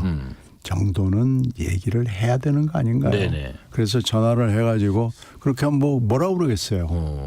이 탈당 입당 출마라는 건 개인의 인간사에 있어서 매우 중요한 결정이고요. 그럼요. 강요할 수가 없는 네네. 거거든요. 이건 뭐 인생을 확 뒤집어 놓고 바꿔놓는 거기 때문에 네. 이걸 강요는 못합니다. 그리고 더군다나 이낙연 대표는 이런 걸 강요를 못해요. 네네. 이게 지금 이낙연 대표의 어떻게 보면 인간적 결점이에요. 그런데 그런 사람한테 그런 분한테 인간적으로 지켜야 되는 최소한의 도리도 지키지 않았다라고 판단을 해요. 네네. 그래서 임 실장은 이 부분은 시간이 좀 지나더라도 언젠가는 이낙연 대표에게 사과를 하고 네. 이 잘못을 좀 비는 것이 맞을 겁니다. 그래서 예. 그게 정치인이다 아니다를 떠나서 인간의 도리라고 저는 생각합니다. 예. 아까 그 전말을 알고 계신다고 말씀하시는 것 같은데 지금 임 전 실장의 민주당 잔류를 두고 일각에서는 총선 이후에 당권 확보를 염두에 둔 것이다. 뭐 이런 분석도 있는데요. 전말이 혹시 공개가 좀 가능하실까요? 제가 모르는 부분이 그 대목인데요. 네. 누군가 말렸을 거 아니에요. 누구라고 짐작은 가요. 네네. 만류를 한 분들의 리스트가 있습니다. 그 리스트가 있고 그분들이 뭐라고 하면서 만류를 했을 것은 제가 짐작을 해요. 네. 근데 이제 그날 월요일 아침에죠. 탈당을 하지 않겠다. 당의 그 명령을 그대로 수용하겠다라고 했을 때 예. 이재명 대표가 굉장히 환영을 하는 멘트를 했어요. 네네. 근데 이재명 대표한테 일면으로 좋은 소식이지만 이게 어떻게 보면 나쁜 소식입니다. 이건 무슨 얘기냐면 예. 이재명 대표의 민주당이 그렇게 오래가지 않을 거라고 다들 만류를 한 거죠. 첫 번째는 다들 아시는 대로 사법 리스크가 있잖아요. 네네. 지금 사법 리스크 검찰 수사도 끝나지 않았습니다. 이거 분명히 총선 끝나고 나면 검찰 수사 다시 들어올 거고요. 지금 짐작하는 수사가 마무리 단계에 들어가 있는 것이 뭐 분명하고요. 예. 그리고 재판도 이제 재판 지연 전술이 통하지 않을 겁니다. 더군다나 신임 대법원장이 중요한 재판의 경우, 특히 선거법 재판의 경우에는 재판 지연은 없다. 예. 약속 법에 규정된 그 약속을 지켜야 된다라고 하기 때문에 특히 예. 선거법 재판이나 위증교사 재판 경우에는 신속하게 결론이 날 가능성이 높고요. 네. 이렇게 되면은 이재명 대표의 사법 리스크는 이제 리스크가 아니고 실제 하는 겁니다. 그런데 지금 더 만류하는 분들의 임 실장을 만류하는 분들의 더 큰 그 만류의 포인트는 예. 총선 리스크가 이재명 대표에게 생겼다는 거예요. 지금 공천 이런 공천 세상에서 처음 봤다고 하는 사람들이 많고요. 네. 이 정도 되면은 총선에서 성적표가 이 좋기가 좀 굉장히 어려운 상황이에요. 네. 더군다나 개항을도 만만치 않습니다. 개항을이 민주당의 텃밭이긴 한데 그 민주당 텃밭에서도 그렇게 쉽지 않다고 지금 돼 있고요. 그리고 8월에 있을 전당대회에서 과연 어떻게 될지 지금 아무도 짐작을 못하는 상황이 되는 게 총선하고 직결이 되거든요. 네네. 만약에 총선 책임론이 비등하게 될 경우에 이 이재명 대표가 대표직을 뭐 어떻게 할지도 잘 모르겠습니다만 네. 이재명 대표가 이미 공천에서 책임을 지고 하는 것이기 때문에 총선 성적표를 냈을 때 난 뭐 이거에 그게 직접적인 책임이 없는 사람이야라고 이 딱 피해 나가기가 어렵게 돼 있거든요. 예. 이런 걸로 봤을 때 임 실장을 만류하는 사람들이 야, 사법 리스크는 다 아는 거고 예. 총선 리스크가 이제 너무 커져가지고 이재명 대표는 대표로서 얼마나 할 수 있을지에 대해서 장담하기가 어려우니까 임 실장 나가지 마. 네. 여기 있어. 네네. 라고 얘기를 한 거 아니겠어요? 그렇게 되면은 이재명 대표가 아이고 뭐 남아주셔서 대단히 고맙습니다라고 웃을 수만은 없는 거 아닌가 생각합니다. 예. 당에 남아 있어야 그 차후에 뭔가를 도모할 수 있지 않겠는가 하는 어떤 분의 강한 설득. 그 설득은 혹시 광주에 계신 분이 했을까요? 아니면 광주에 계신 분도 있고요. 서울에 계신 분도 있는데 예. 제가 말씀은 안 드리겠지만 네. 우리가 짐작할 수 있는 분들입니다. 네. 그분들이 다 그렇게 만류를 한 거고요. 네네. 결국은 광주에 계신 분들한테 이 얘기를 듣고 설득을 하러 갔다가 설득을 당하고 당했어요. 지금 온 거죠. 탈당을 선언한 홍영표 의원은 민주당이 오는 총선에서 참패할 가능성이 크다 이렇게 짐작을 했고요. 또 민주당 지도부는 근데 크게 걱정을 안 하고 있는 것 같은데 민주당이 주장하는 이른바 정권 심판론이 좀 힘을 발휘할 수 있을까 어떻게 예상하세요? 그래서 이제 공천이 끝나고 나면 바로 이제 윤 정권 심판론으로 싸우면은 윤석열 대통령이 그 사이에 너무나 실정을 많이 했기 때문에 문제가 없을 거라고 보는 거죠. 예. 그런데 우리가 여러 번 선거를 치러보면은 공천에서 심각한 문제를 일으킬 경우에 이 유권자들이 있지 않습니다. 유권자들의 지능을 지금 너무 낮춰보는 거예요. 유권자들이 물론 짧은 기억을 가지고 있기는 해요. 네. 그렇지만 이거 우리나라에 너무나 많은 일이 아주 스피디하게 일어나기 때문에 그렇게는 안 돼요. 네. 이 정도로 인상적인 공천을 하게 되면은 있지 않습니다. 지금도 그 얘기를 하는 분들이 있잖아요. 그때 막 부산으로 도망가고 온 사태. 네. 그때 이제 국힘당 계열에 이긴다고 그러다가 그때 참패를 하게 됐는데. 네. 그때 이제 그 나르샤 사건이. 네.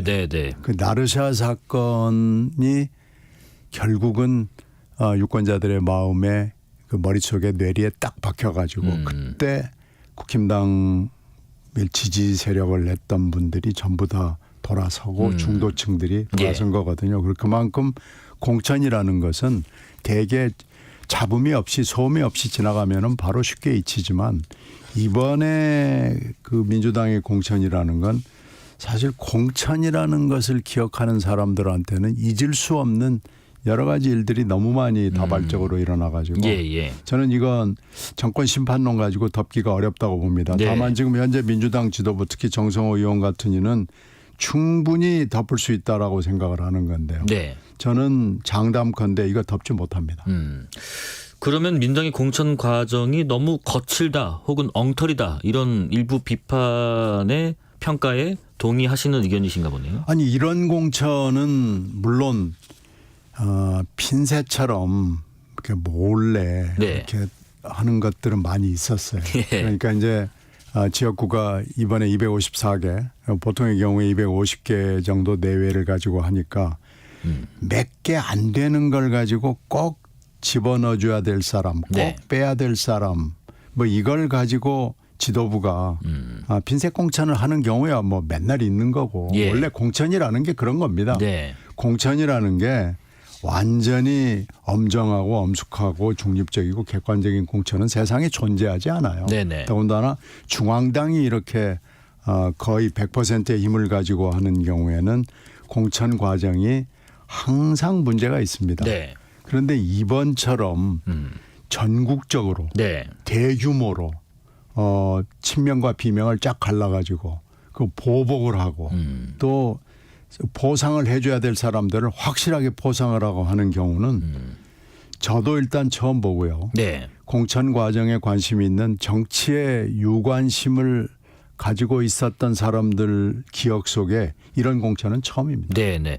그동안 있었던 뭐 늘 있었던 공천 갈등과는 다른 양상으로 지금 펼쳐지고 있다는 말씀이신 것 같고요. 이게 그러니까 예. 잊혀지지 않고요. 예. 너무나 인상적인 공천이에요. 예. 좋은 의미에서 인상적이면 좋겠는데 네네. 이렇게 뇌리에 꽉 박힐 정도로 편을 가르고 보복을 하고 하는 공천은 저는 처음 봅니다. 여당 경우는 어떤가 싶습니다. 현역 의원들이 좀 많이 비교적 살아남으면서 혁신 공천이 사라졌다 이런 비판도 있는데요. 그래서 지금 뭐 거부권을 했던 것을 지금 재의결을 하는 것 때문에 예. 여러 가지 아무래도 눈치들은 많이 본 거죠. 근데 사실은 할 것 다 한 것 같아요. 그래요.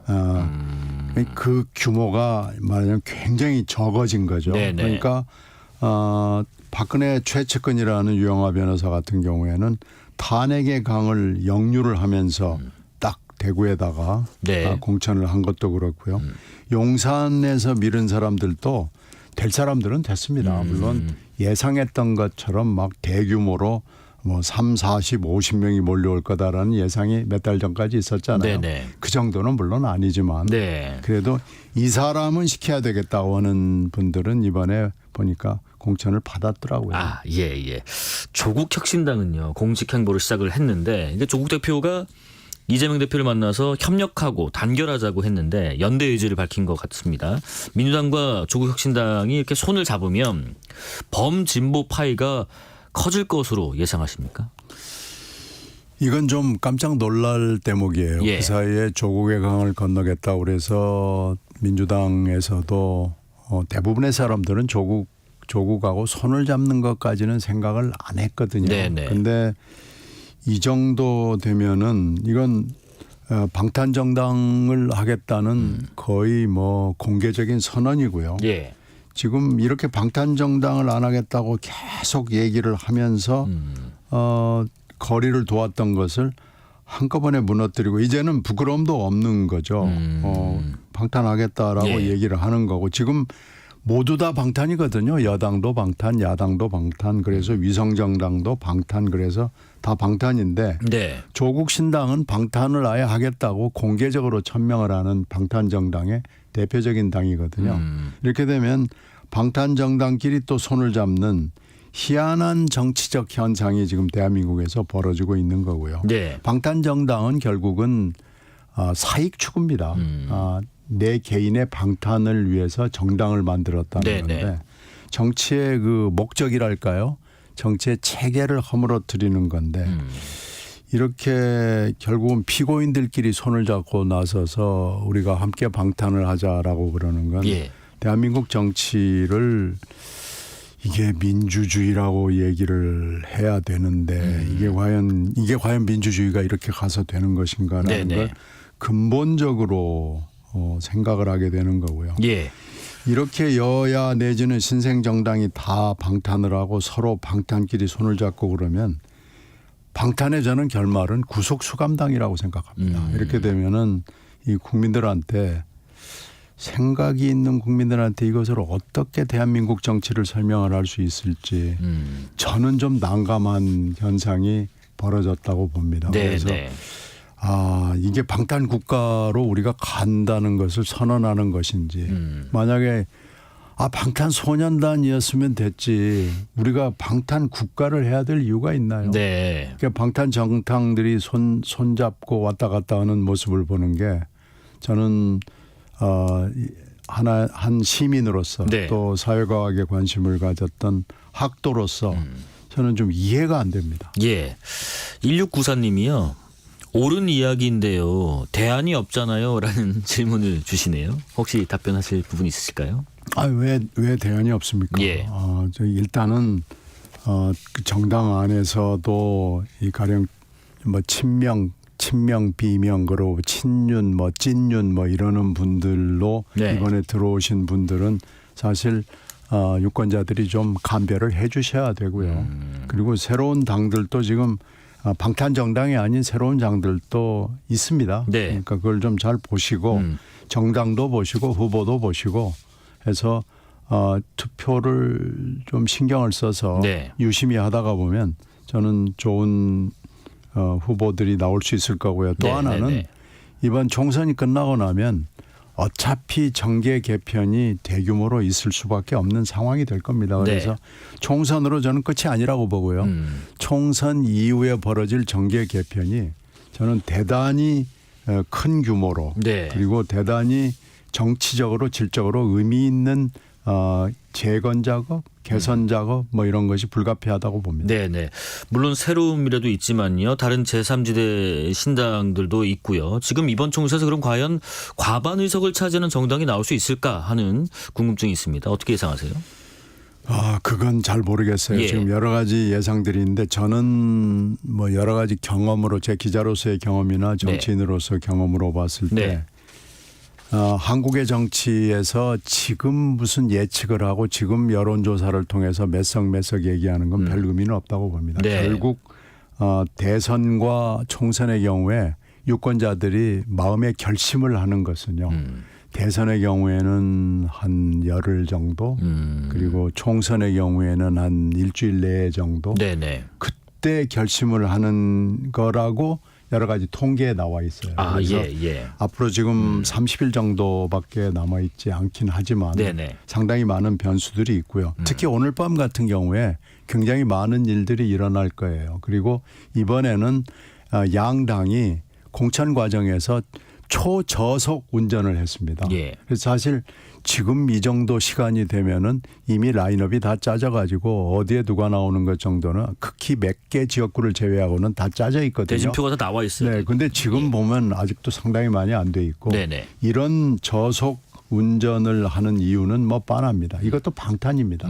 여당은 여당대로 그 재표결 때문에 그 저속 운행을 한 거고. 예.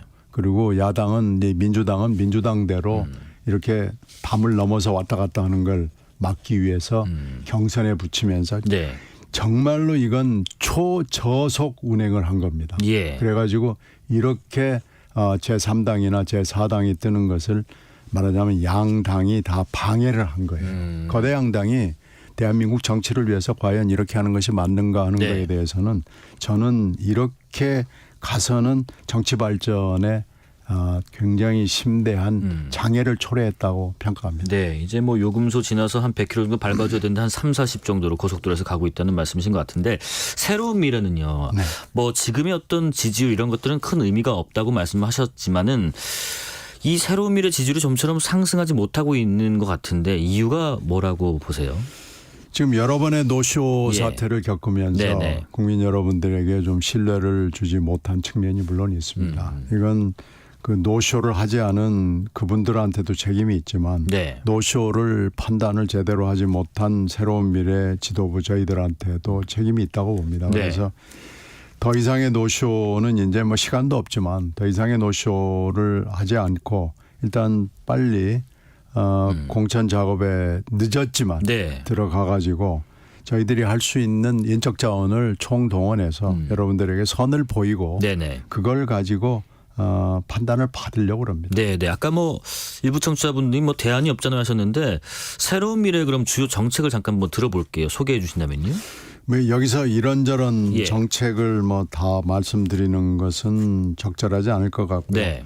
청년 관련 정책들을 몇 가지 좀 많이 여러분들한테 소개를 해드렸고요. 네. 그러니까 군대 관련 부분도 군개혁 부분도 했는데 제가 관련된 거 하나 간단하게 소개해드릴게요. 저는 예. 그 까똑금지법이라는 것을 제가 현역으로 있을 때 제안을 했던 건데 그것이 결국은 환노위 소관 법안이에요. 근데 그게 심리도 안 하고 그냥 회기 도가로 해서 끝나버린 경험이 있습니다. 이게 예. 뭐냐면은 우리가 이제 직장 생활을 하면은 퇴근하고 나서도 까똑으로 업무 지시를 하는 경우가 굉장히 많거든요. 네.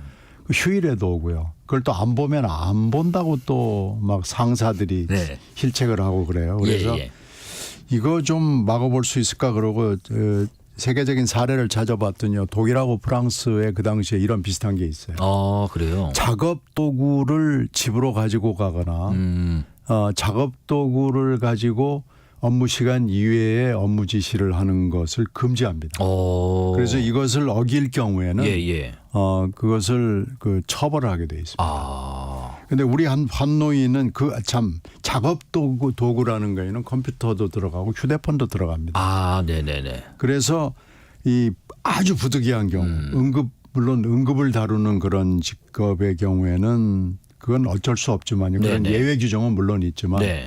보통의 직장인들 경우에는 업무 시간 이후에나 휴일에나 아니면 재택근무를 할 때는 이 근무 시간이 좀 불분명하잖아요. 예. 이런 경우에는 반드시 그 이유를 설명을 할 수 있어야 됩니다. 이유를 설명하지 못하면 그 직장 상사가 그 지시를 내린 사람이 네. 처벌을 받게 돼 있는데요. 우리 환노위는 처벌 규정을 만들기 어렵다는 이유로 심리 자체를 안 했어요. 네. 그래서 이걸 심리를 해달라고 굉장히 제가 여러 번 환노위에 읍소를 했습니다마는 먹히지 않았는데요. 그 사이에 프랑스, 독일이 입법화를 했고 네.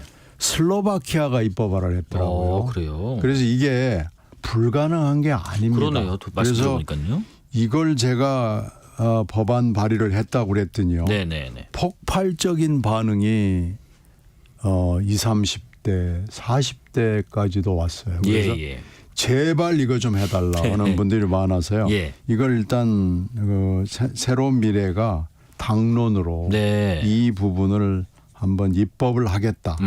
우리가 국회의원을 가지게 되면 이걸 반드시 까똑금지법인데 사실은 굉장히 쉽습니다. 근로기준법에 한 조항만 집어넣으면 되는 거예요. 금방 말씀드린 대로 작업도구를 근무시간 이외에 할 경우에는 그 상사는 처벌을 받는다라는 조항만 삽입하면 됩니다. 예.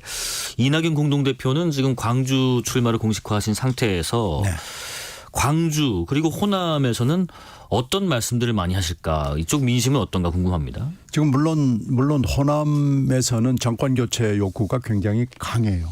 정권 심판이죠. 그러니까 정권 심판을 해서 다음 정권은 이렇게 가서는 안 된다라는 겁니다. 그런데 그러려면은 단합해서 이번에 호남의 민심, 광주의 민심으로 해서 국민의힘을 말하자면 뭔가 보여줘야 된다.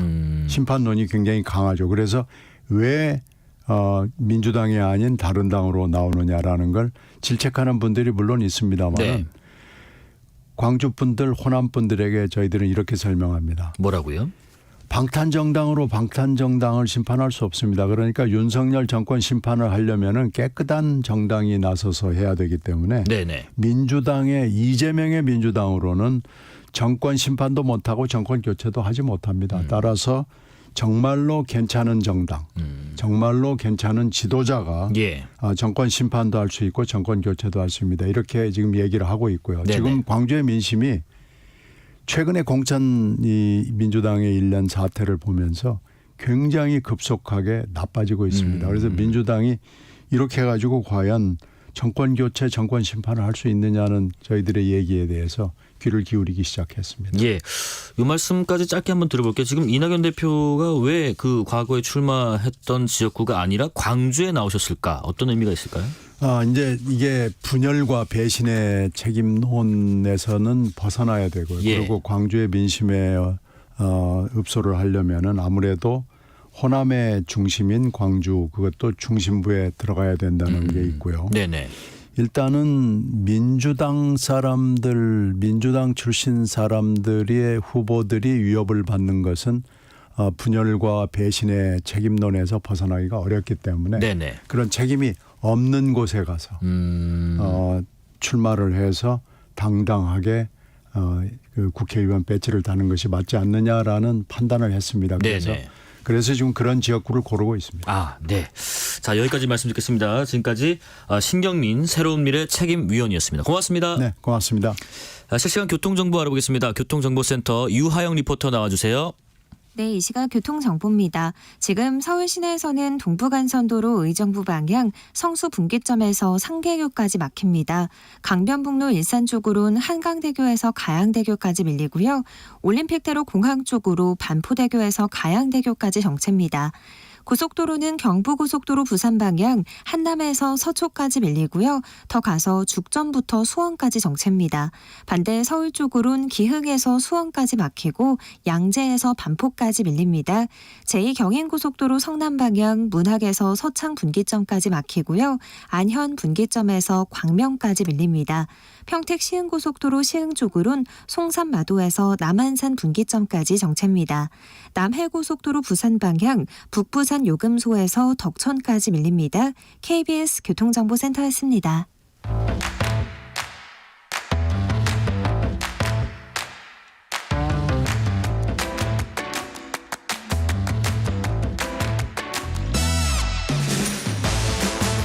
파고 또 파고 골라서 엄선한 뉴스만 전해드립니다. 파파뉴 코너. 오늘은 김혜림 북저널리즘 에디터와 함께합니다. 안녕하십니까? 안녕하세요. 세계를 해설하는 뉴미디어 북저널리즘의 김혜림입니다. 네, 오늘은 어떤 소식을 준비해 주셨나요? 네, 오늘은 어제 발표된 보고서로 시작을 해보려고 하는데요. 네, 한국은행이 보고서를 냈어요. 네. 돌봄 서비스 인력난 및 비용 부담 완화 방안이라는 제목의 보고서였는데요. 네. 돌봄 서비스를 제공하는 외국인 근로자를 도입해야 한다는 게 이 보고서였던 주된 내용이었습니다. 아, 요새 뭐 돌봄 관련된 거는 네. 굉장히 큰 또 현안이기도 하고 또 최근에 뭐 저출생 네. 그리고 또 고령화 뭐 이런 상황에서 돌봄의 인력들 굉장히 충원하는 게 뭐 중요하다 이런 얘기 나오는 것 같은데 되게 시의성 있는 보고서였던 것 같네요. 네, 맞아요. 우리나라 돌봄 인력난 문제가 지금 굉장히 심각한 상황인데요. 네네. 사람이라는 게 원래 좀 어리거나 늙으면 누구나 돌봄을 좀 받아야 되잖아요. 네. 원래는 가족이 그 역할을 했었는데 이제는 사회가 그렇지 않게 돼버렸고 그렇지. 그래서 그 돌봄 인력과 또 서비스의 중요성이 점차 더 커지는 상황이고 예. 또 최근에는 아이를 낳지 않는 시대인데 이런 시대에는 더더욱 그 돌봄의 영역을 외부에서 어느 정도 감당을 해주는 게 훨씬 더 중요한 영역이잖아요. 네네. 그래서 이 돌봄에 대한 이야기가 좀 많이 나오고 있는 것 같습니다. 네. 돌봄 서비스를 제공하는 외국인 근로자를 도입해야 한다는 취지의 보고서. 실제로 그러면 우리나라의 돌봄에 대한 어떤 인력난이랄까요? 네. 이 수준이 어느 정도 되나요? 현재 그 돌봄 서비스직 공급이 부족한 규모가 네. 2022년 기준으로 19만 명 정도입니다. 19만 명. 네, 심각한 거는 이 규모가 점점 더 커질 거라는 지점인데, 아, 그래요? 네, 2032년에는 38만 명에서 71만 명까지 부족할 수 있다라는 전망이 나오고, 네. 2042년에는 최소 61만 명에서 최대 155만 명까지 그 인력난 규모가 커질 것이라고 추산을 했습니다. 그러면은 이게 돌봄 수요에 비해서 한 30% 수준밖에 안 되는 영역이에요. 그러게요. 네. 한 20년도 안 되는 사이에 155만 명까지 인력난 네. 규모가 커질 수 있다. 이렇게까지 인력이 부족해진 이유가 네, 있을 거예요. 뭐죠? 맞아요. 일단 수요가 늘었다라는 네. 게 한 차원일 텐데 네네. 그 고령화의 영향으로 인해서 보건 서비스의 노동 수요가 2042년에는 최대 122만 명까지 늘어날 것으로 보이거든요. 네. 또 주변에 보면은 다 맞벌이 하시잖아요. 맞벌이 하면 아이를 키울 때도 돌봄 서비스가 필요하게 되고요. 그래서 수요가 늘어날 수밖에 없는 상황인 거고 또 공급 문제도 함께 있습니다. 공급 문제는 뭔가요? 네. 공급 문제는 예. 그 일단 돌봄 서비스의 주요 노동 공급자가 네. 저학력의 5, 60대 인구예요.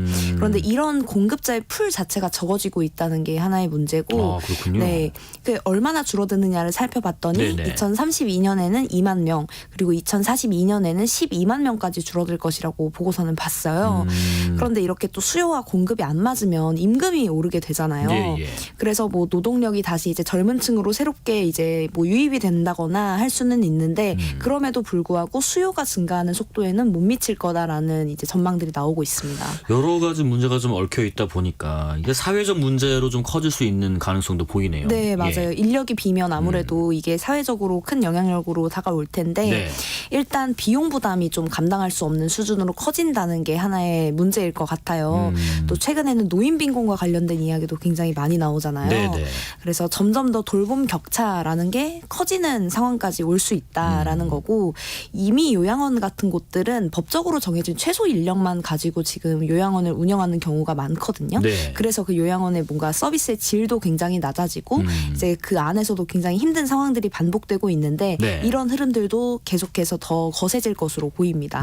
그리고 이외에도 뭐 여성의 경력 단절이라든지 경력 단절. 네, 또 예. 가족을 돌보느라 생기는 노동력 손실 같은 것도 사회적으로 굉장히 큰 손실이 되겠죠. 예, 네. 예. 저희 방송에도 한번 그 사례자분이 나오신 적이 있었는데 네. 또 작가를 겸임하셨던 분, 그러니까 돌봄 청년 문제 이런 것도 참 문제가 되고 있던데 영 케어러라는 네. 뭐 말도 생겼다고 하더라고요. 맞아요. 네. 뭐 장애나 질병 등의 문제를 가진 가족을 돌보는 청년을 뭐 가족 돌봄 청년, 그리고 영 케어러라고도 하는데요. 네네. 뭐 이제 청년이면 막 직장을 잡거나 공부를 해야 하는 시기잖아요. 그런데 그런 시기에 이제 써야 할 생산성을 이제 돌봄에 모두 다 치중을 하게 되면서 사회적으로도 이게 굉장히 큰 손실이 되고 있습니다. 그러게요. 네. 그래서 정부에서도 뭐 이런 취약 청년 전담 지원 시범 사업이라고 해서 그걸 시작을 해서 이제 영케어러들한테 뭔가 지원을 해주는 방향의 정책들도 피고 있어요. 또 우리가 뭐 사회에 뭐 어떤 역군이 돼서 어떤 자기가 그동안 쌓아왔던 역량들을 최대한 펼칠 수 있는 장으로 좀 나서줘야 이제 우리 경제적인 측면에서도 돌아갈 텐데 그쵸. 그러지 못하고 네. 계속해서 돌봄의 영역에 갇혀서 본인의 꿈도 잘 못 피우는 분들도 계신 것 같은데 한국은행 보고서에는 관련해서 어떤 결론점을 도출해낸 게 있나요? 네, 일단 뭐 기술 이야기도 조금 예. 나왔는데 뭐 이제 돌봄 기술 같은 거 있잖아요. AI 스피커라든지 네네. 그런 것들로 뭐 해결을 할 수 있다라는 긍정적인 전망도 나오지만 사실 그게 가까운 시일 내에 가능한 이야기는 아니고 대신 제안하는 게 아까 이제 초반에 그래서 말씀드렸듯이 말씀하신? 네, 그 외국인 돌봄 서비스 노동자를 도입하자라는 게 이제 주 요지였습니다. 근데 네. 이 내용 자체가 되게 아주 새롭게 느끼지 않는 거는 그 오세훈 서울시장인가요? 네. 오 시장께서 추진하려던 사업으로 맞아요. 기억을 합니다만. 네. 예. 원래 작년 말에 오세훈 시장이 이제 외국인 가사 노동자를 많이 도입을 해야 된다, 입국을 시켜야 된다라고 이야기를 많이 했어요. 네네. 이게 어떤 식으로 하겠다는 거냐면 뭐 국내에 비전문 취업 비자로 들어와서 서울에서 출퇴근하는 형태로 6개월 동안 가사 서비스를 제공하는 식으로 우리도 정책을 펴야 한다라고 이야기를 한 겁니다. 네. 그런데 역시 이러다 보면 임금 얘기가 자연스럽게 네, 맞아요. 이어질 수밖에 네. 없을 것 같은데 어떤가요? 이 임금 관련해서 네. 당시에 이야기가 굉장히 많았어요. 뭐 특히 오세훈 시장이 이제 뭐 그 어떤 이제 주로 이야기를 많이 했는데 네네. 뭐 작년 7월에 열린 기자간담회에서는 이렇게 얘기를 했거든요. 뭐 우리나라는 가사노동도 최저임금 적용을 받는데 네. 이거를 뛰어넘는 어떤 변화가 없으면 실질적으로 저출생에 도움이 안 될 것이다라는 이야기를 했어요. 네. 물론 이제 정부가 하는 시범 사업에서는 현재 최저임금 이상으로 지급을 해야 한다고 명시를 하고 있긴 하거든요. 그런데 이번에 그 한국은행 보고서에서도 이 오세훈 시장이 주장하는 것과 비슷한 임금과 관련한 이야기가 또 나왔습니다. 그러니까 네. 이제 외국인 가사 노동자에게는 최저임금보다는 낮게 네. 돈을 주자 뭐 이런 개념인 건가요? 네, 맞아요. 네. 우리나라 지금 월 평균 간병비가 370만 원 정도입니다. 370만 원. 네, 굉장히 높은 수준이고 사실 뭐 월급 한 달 월급을 이제 다 갖다 바쳐야 하는 상황인 거잖아요. 네, 월급보다 더 될 수도 있고요. 네, 이 수요를 늘리려면 뭐 이제 이 수요를 뭐 공급이 이제 차단을 하려면 네. 그 외국인 노동자를 들여야 되는데 최저임금을 다른 업종보다 좀 낮게 적용하는 방안을 이야기를 한 겁니다. 그래서 오세훈 시장도 여기에다 말을 얹었는데 네네. 페이스북에다가 이제 시장을 무시한 정책은 필패라면서 뭐 최저임금이 적용되면 사실상 중저소득층한테는 그 돌봄 서비스가 그림의 떡이 될 것이다. 이렇게 이야기를 하기도 했어요. 네. 근데 그게 가능한 부분이 있는지도 궁금해요. 네, 한은에서 이제 예. 제시하는 거는 구체적으로 두 가지 방법인데요. 예. 하나는 그 개별 가구가 사적으로 고용을 진행하는 것이고 예. 다른 하나는 고용 허가제를 활용해서 최저임금을 차등 적용하자는 거예요. 네네. 그래서 첫 번째 방법, 그러니까 사적 고용으로 가게 되면 최저임금은 현행법상 미적용되게 되고요. 네. 또 두 번째 방법인 고용 허가제를 활용하게 되면 최저임금위원회에서 차등 적용하겠다고 결정만 내리면 시행 가능해집니다. 사실 그 최저임금은 굉장히 민감한 그 맞죠. 이해관계가 얽혀 있는 부분이기 때문에 일부 노동계에서 뭐 반발이 있을 수 있을 것 같은데 어떤가요? 네, 예. 일단 한국노총이 네네. 이야기를 냈는데요. 네. 우리나라 돌봄 서비스직 노동자들이 이미 굉장히 열악한 상황에서 일을 하고 있고 그런데 여기에다가 시장 논리에 따라서 그냥 임시 방편식으로 최저임금을 건드리게 되면 네네. 결국 사회의 분열만 커질 것이다. 뭐 근본적인 해결책은 이제 정부가 적극적으로 재정을 투입하고 노동자들의 열악한 처우 같은 걸 개선하는 게 근원적인 방법이다. 이렇게 의견을 냈습니다. 그래도 임금을 좀 낮추지 않으면 이게 돌봄 격차는 계속해서 남아 있을 것 같기도 합니다. 네. 예. 사실 이게 저렴한 돌봄 서비스가 가능해진다면 네네. 혜택을 가장 직접적으로 받는 것 역시 노동자 계층이거든요. 그렇기 때문에 사실 동전의 양면 같은 부분이 있고 네. 물론 이런 저렴한 돌봄 서비스, 뭐 최저임금을 건드려서 만들어낸 그런 서비스가 돌봄 격차 해소에 도움이 된다는 측면도 분명히 있을 거예요. 그런데도 불구하고 각종 좀 부정적인 영향력도 무시할 수는 없을 것 같습니다. 네. 그리고 그 외국인 가사 노동자라는 것을 언뜻 좀 잠깐 생각을 해보면 사실 뭐 여러 가지 측면의 뭐 문제나 보완할 점도 있겠지만은 네. 인권 관련된 문제 맞아요. 여기에 내용이 좀 불거질 수 있을 것 같은데 이런 맞아요. 가능성도 좀 짐작이 되나요? 네, 인권 이야기도 사실 많이 나오는데 네. 실제로 가사 노동자가 전 세계에서 받는 대우가 굉장히 열악해요. 네네. 뭐 최저임금을 주지 않아 버리면 그건 그 자체로 정말 사실상 차별을 하겠다는 거잖아요. 그렇죠. 네. 네. 그리고 이런 차별들이 제도적으로 공고해지면 그건 더 심한 차별 그리고 더 뭐 심지어는 학대 이런 것으로 이어질 수도 있는 것이고 네네. 실제로 그 필리핀에 이제 가사 노동자가 굉장히 많은데 네. 필리핀 정부가 추산한 바에 따르면 뭐 가사 노동자에 대한 학대가 보고된 사례만 2만 4천 건이 넘는다고 해요. 그래요? 네, 만약에 제도가 이 사람들을 뭐 차별의 대상으로 되게 공고하게 해버리면 이런 사건들이 잘 줄어들지 않을 위험도 있죠. 네. 그러니까 여러 가지 이런 부작용이 예상되는 부분들을 우리 사회가 어떻게 보완하고 미리 예방할 수 있을지 이런 것에 대한 논의도 분명히 필요해 보입니다. 네, 맞아요. 그 이창용 한은 총재가 이런 말을 했어요. 예. 높은 과일을 따려면 어려움을 감내해야 한다. 그런데 또 과일을 어떻게 안전하게 딸 수 있을지를 우리 사회가 함께 논의해야 한다고 생각을 하거든요. 네네. 그렇기 때문에 우리나라 지금 합계 출산율이 0.72명입니다. 그리고 또 고령화도 심각해지고 있고요. 예. 이런 상황을 보면 급하게 빠르게 해결해야 하는 문제는 맞는데 또 성급하게 접근을 하면 오히려 부작용들이 더 커질 수 있지 않을까 싶어요. 네, 뭐 우리 현 그 사회에 지금 대두된 당면한 네. 큰 문제, 뭐 저출생, 고령화, 그로 인해서 말미암은 지금 외국인 가사 도우미를 고민해야 될 상황까지 네. 오다 보니까 앞으로 우리가 더더욱 이 가사 노동자 아까 초반에 말씀하신 것처럼 점점 더 인력난에 지금 우리가 허덕일 테고 그렇다면 대안이 무엇인지 그 대안에 대한 여러 가지 뭐 인권 문제, 임금 문제, 노동 관련된 문제들 이런 현안들도 자세히 좀 살펴서 결과를 좀 도출해내면 좋을 것 같습니다. 여기까지 말씀 듣겠습니다. 지금까지 김혜림 북저널리즘 에디터였습니다. 고맙습니다. 감사합니다.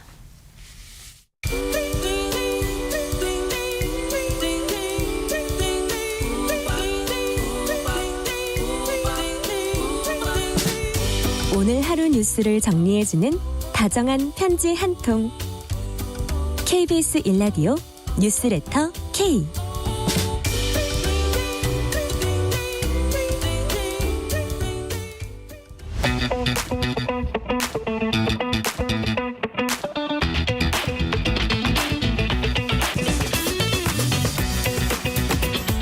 알면 독이 아니라 득이 되는 법 이야기 쉽게 해설해 드리겠습니다. 법이든 성배, 법 지식 꽉 채워서 우리에게 전달해 주실 분입니다.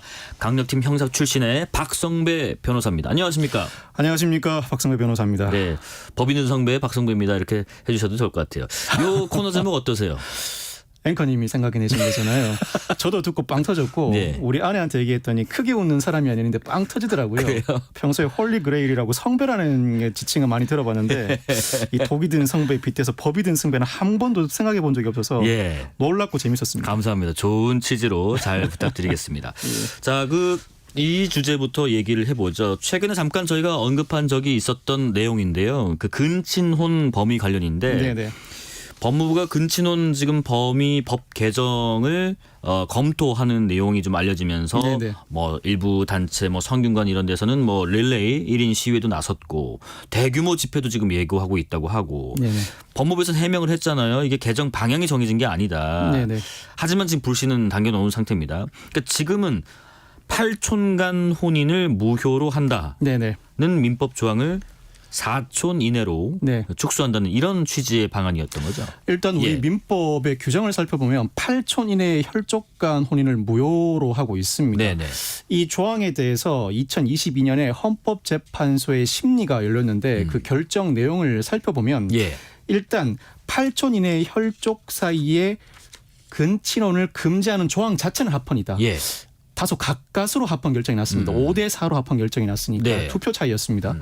다만 그 자체는 위헌이 아닙니다만 이를 일률적으로 무효로 하는 815조 규정은 헌법 불합치다라는 결론을 내립니다. 그러면서 2024년 12월 말까지는 이 규정을 그대로 적용하고 그 사이에 개선 입법을 하라는 명령을 내리는데 이에 따라서 법무부가 관련 용역을 성균관대 법학전문대학원에 맡깁니다. 네. 그런데 그 보고가 회신돼 오기를 우리나라 국민의 정서는 6촌 이내의 혈족이면 가까운 친족으로 여긴다. 일단은 6촌 이내의 혈족으로 금친혼 금지 범위를 조정하고 예. 향후에는 궁극적으로 4촌 이내의 혈족을 금지하는 방향으로 나가는 게 어떻겠는가라는 의견을 제시했는데 법무부 검토 과정에서 이와 같은 의견이 회신됐다는 내용이 알려지자 유림 등에서 반발이 상당히 심하고 그러게요. 국민들도 많은 관심을 가지고 이 사안을 지켜보고 있는 상황입니다. 아니 이게 지금 뭐 6촌 이내, 뭐 8촌, 뭐 4촌 이런 범위도 좀 궁금한 게 법이 만들어질 때는 왜 8촌이라고 범위를 정했는지 또 지금은 왜 또 4촌 이내라는 범위를 논의하고 있는 건지 궁금하네요. 우리 민법이 정하고 예. 있는 친족은 혈족 인척 배우자입니다. 네네. 혈족은 출산을 통해 이어진 관계, 부모와 자식. 인척은 결혼을 통해 그렇죠. 이어진 관계입니다. 예를 들면 아내의 여동생, 그렇죠. 배우자의 부모, 네네. 이와 같이 뭐 처남, 그렇죠. 뭐 장인어른 뭐 이런 분들. 네, 네네. 결혼을 통해 이어진 관계를 인척이라고 하는데 우리 민법은 친족의 범위를 8촌 이내의 혈족과 4촌 이내의 인척 배우자라고 규정하고 있습니다. 이 중에서 8촌 이내의 혈족 간의 혼인은 무효로 한다는 조항을 이 친족의 정의에서 그대로 끌어들여 온 거예요. 다만 4촌 이내의 인척만 친족이라고 규정하면서도 인척 간의 혼인을 금지하는 조항도 따로 두고 있는데 이때는 약간 범위를 넓혀서 대체로 6촌 이내 인척 간의 혼인은 금지하고 있습니다. 네네네. 다만 6촌 이내 인척 간에는 혼인을 한다고 하더라도 일률적으로 무효로 정하지는 않고 당사자의 의사에 따라서 취소할 수 있는 정도로만 규정해 두고 있는데 문제가 되는 부분은 8촌 이내의 혈족 간의 혼인을 일률적으로 금지하면서 사후에 이와 같은 사실이 밝혀졌을 때는 당사자의 의사와 무관하게 네. 무조건 무효로 하는 것은 당사자나 혹여나 혼인 기간 중에 아이를 낳았을 때 그 아이에게 지나치게 가혹하다는 문제 제기가 있었고 이를 이유로 헌법재판소가 근친혼 범위 자체가 문제는 아니지만 8촌 이내 혈족 간의 혼인을 무조건 무효로 하게 되면 네. 당사자나 아이에게 예측하지 못한 손해를 가한다는 그럴 수 이유로 있다. 헌법 예. 불합치 결정을 내리게 된 것입니다. 지금 우리가 뭐 유교 문화권이라서 그런지 뭐 다른 나라들도 뭐 일률적으로 비교할 수는 없겠습니다만 다른 나라들은 그러면 근친혼 금지 조항이 있는지 있으면 뭐 우리처럼 뭐 8촌, 6촌, 4촌 범위는 어디까지 정하고 있는지도 궁금하고요. 우리나라가 사실 근친혼 금지 범위가 다소 넓은 건 사실입니다. 다른 나라의 예를 보면 근친혼 금지 조항이 아예 없는 나라들도 많이 있고 근친혼 금지 조항을 두고 있는 나라도 대체로는 3촌 이내 직계 혈족만 근친혼을 금지하고 있습니다. 3촌이요? 막상 들으니까 좀 가깝다는 되게 가깝게 느낌은 느껴지죠. 좀 들리네요. 느껴지네요. 예를 들어 네네. 독일, 스위스, 오스트리아가 3촌 이상 반계 혈족 사이에 결혼은 허용하고 반계 혈족은 옆으로 퍼진 혈족입니다. 네네. 3촌, 고모, 이모 등을 일컫습니다. 미국 영국, 프랑스, 이탈리아, 일본은 사촌 이상 반개 혈족이면 혼인을 허용합니다. 다만 외국과의 단순 비교가 능사는 아닙니다. 그렇죠. 헌법재판소도 이 판시를 할 때 역사적 경험, 사회 문화적 배경에 비춰보면 근친혼 금지 범위는 얼마든지 달라질 수 있어서 외국보다 상대적으로 우리의 근친혼 금지 범위가 넓다고 하더라도 무조건 위헌으로 볼 수 없다는 근거를 제시하기도 했습니다. 네네. 일부에서는 유전학적인 근거를 들고 있기도 하던데 사실 이 헌법재판소 결정 과정에서 금친혼 금지 자체가 위헌이라는 사인의 반대 의견을 보면 유전학적 연구 결과를 보더라도 네. 8촌 이내 혈족 사이 혼인이 일률적으로 유전학적으로 유해한지 과학적인 증명이 있다고 보기 어렵다는 의견도 제시했습니다. 즉 일정의 입법 정책의 문제이지 네네. 다른 나라의 사례에 빗대 우리나라도 반드시 그 사례를 따라가야 한다는 게 논리적인 필연이라고 보기는 어렵습니다. 지금 그 성균관 쪽에서는 근친혼 범위 축소는 인륜이 무너지고 족보가 엉망이 되고 성씨 자체가 무의미해진다 이런 주장으로 반대를 하고 있는데 근데 이제 헌법 불합치 결정이 있었으니까 올해 말까지 법 개정은 돼야 할 것 같고 네네. 뭘 좀 고려해서 개정돼야 한다고 보세요? 헌법재판소의 결정 취지를 제대로 살펴봐야 합니다. 헌법재판소가 결정을 한 취지는 근친혼 금지 자체가 위헌이라는 취지가 아니라 근친혼 금지를 설정해 둔다고 하더라도 취소 사유에 불과한 수준으로 매듭 짓는 것이 아니라 무조건 무효로 정하는 것 자체가 문제라는 것입니다. 이 자체가 당사자나 아이가 있을 경우에는 아이에게 예상하지 못한 손해를 야기한다는 취지인데 이 헌법재판소 결정의 사례가 되었던 이 사안도 결혼해 보고 나니 뒤에 육촌 사임을 뒤늦게 한 사실관계였습니다. 이를 이유로 일방 당사자가 혼인 무효 소송을 제기했지만 타방 당사자는 혼인 무효를 원하지 않는 사건이 현재도 계류 중이거든요. 네네. 이와 같은 헌법재판소 결정 취지를 고려해 볼 때 일률적으로 무효로 하기보다는 혼인 취소 사유로 정해두고 혼인 취소의 경우에는 혼인 취소 소송을 제기할 수 있는 제소 기간 제한도 두고 있고 근친혼 간의 혼인이라고 하더라도 아이를 포태할 때에는 혼인 취소 소송을 제기하지 못한다는 규정을 따로 두고 있기도 합니다. 네네. 즉 상당 부분을 혼인 취소 사유로 전환해야 한다는 취지이지 근친혼 금지의 범위를 무조건 좁히라는 취지는 아닙니다. 네네. 이 헌법재판소 결정 취지를 제대로 반영하고 아울러 이 헌법재판소의 결정에 따라 입법을 해 나가면서 금친혼 범위를 일부 조정할 필요도 있습니다만 이는 무엇보다도 이 시대를 살아가는 그 나라 국민들의 감정도 충분히 반영해야 합니다. 충분한 국민적 공감대 하에서 개정이 이루어져야 할 것 같습니다. 네, 9169님 박성배 변호사님 반갑습니다. 귀에 쏙쏙 들어오게 설명해 주시는 데다 경찰 출신이셔서 더 믿음이 생기는 것 같습니다. 법이든 성배 두 번째 내용도 살펴볼게요. 이거는 좀 궁금했어요. 정부가 업무 개시 명령을 내렸음에도 의료 현장에 돌아오지 않은 전공의들에 대해서 면허 정지 절차에 돌입을 했는데 대상자가 7천 명이 넘는다고 하고요. 일단 정부가 통보하는 면허 정지 처분이 뭔지 하고요. 그리고 전공의들이 가처분 신청 같은 거 해서 법적 대응에 나선다고 하는데 이러면 방어할 수 있는 건지도 궁금하고요. 지난달에 정부가 이미 전공의들에 대해서 업무 개시 명령을 발했죠. 의료법상 정부는 포괄적인 지도와 명령을 할 수 있는 권한이 있고 이에 기해서 업무 개시 명령을 발했는데 불응하는 전공의들이 다수 존재합니다. 현장 점검을 통해서 복귀하지 않은 전공의들에 대해서 면허 정지 처분을 시행하기 위한 사전 처분으로서 사전 통지서를 발송하고 있습니다. 모든 행정처분은 이 결정을 하기 전에 당사자에게 의견을 제시할 수 있는 기회를 줘야 합니다. 즉 이 사안 자체가 면허 정지 처분을 할 수 있는 사안이지만 당사자의 의견 제출 기회를 부여하기 위해서 사전 통지서를 발송하고 있는 것이고 사전 통지서를 수령한 전공의들은 2주 정도 자신의 의견을 개진할 수 있는 기회를 부여받게 됩니다. 그 의견을 개진하고 나면 의견을 들었음에도 불구하고 정당한 사유가 없다고 판단할 때는 비로소 정부가 업무 정지 명령 즉 행정처분을 발할 수 있는 겁니다. 그러면 그런 사전통지서 나는 수신을 거부하겠다라거나 아니면 가처분 신청하겠다 이러면 방어할 수 있는 건가요? 업무 개시 명령을 발했을 때도 수신을 거부하는 문제가 상당히 크게 불거졌었죠. 같은 문제가 또다시 불거질 가능성이 있어서 시간은 더디 걸릴 것 같습니다. 적어도 한 달 정도는 걸릴 것 같은데 수령을 거부할 때는 역시 적절한 송달을 하기 위한 조치가 취해져야 하고 공시송달로 가름할 가능성도 높습니다. 송달을 받은 뒤에는 2주 정도 의견 제출 기회를 부여하고 심리를 거쳐 약 한 달 정도 소요될 것 같고 말씀하신 것처럼 이 행정처분에 대해서는 집행정지 신청을 할 수 있습니다. 면허를 박탈하는 처분과 달리 이 업무 개시 명령에 불응한 이 사안 일종의 직업 행사의 자유를 상당히 중하게 제한하는 사안이라서 집행정지를 신청한다면 법원에서 인용할 가능성도 더러 있거든요. 그래서 공식적으로 업무정지 명령이 그 효력을 발하기 위해서는 한 달보다도 더 기간이 소요될 가능성도 높은 게 사실입니다. 지금 그 정부 측에서는 그런 것도 이제 정부 방침이 있습니다. 의료법과 다른 법령을 적용해서 사법 조치까지 하겠다 이렇게 예고도 했던데 다른 어떤 법령을 적용할 수 있는 건가요? 일단은 업무 개시 명령을 발했음에도 불구하고 예. 불응한 행위 자체로 의료법 위반입니다. 네. 그 외에도 의사는 정당한 사유 없이 진료를 거부하지 못합니다. 그 자체도 의료법 위반이고 만약 수술을 예약해두고 정당한 사유 없이 이 집단 행동에 참여함으로써 수술이 진행되지 않았고 그로 인해 환자가 크게 위중한 상태에 빠졌다면 그 자체가 업무상 과실치사상에 해당할 여지도 있습니다. 그리고 집단적인 행위 자체가 각 수련병원의 업무를 마비시키는 업무방해에 해당할 여지도 있고 예. 이 집행부가 이와 같은 행위를 독려했다면 공정거래법 위반에 해당할 수도 있습니다. 여러 가지 법률 조항을 적용할 가능성이 열려 있어서 정부가 전공의들을 압박하는 수단으로 여러 법률 적용을 주저하지 않겠다는 입장을 밝히고 있는 것입니다. 변호사님 의견을 좀 여쭤볼게요. 의사단체 쪽에서는 전공의 집단 행동이 파업이 아니라 기본권 중에 하나인 직업 선택의 자유다라는 주장인 거고 정부는 전공의들이 집단 진료를 거부하는 것 자체가 말씀하신 것처럼 국민 생명을 위태롭게 하고 있는 거다라고 주장하는데 두 주장에 대해서 변호사님 의견은 어떠세요?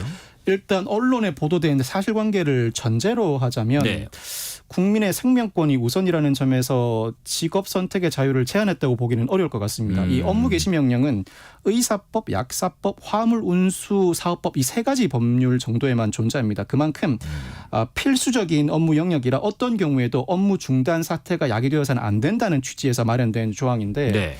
이 전공의들이 집단 사직을 사전에 예고하기도 했고 동시다발적으로 사직서를 제출한 점에 보면 단순히 개인의 의사에 따라서 사직서를 제출했다고 보기는 어려운 측면이 있습니다.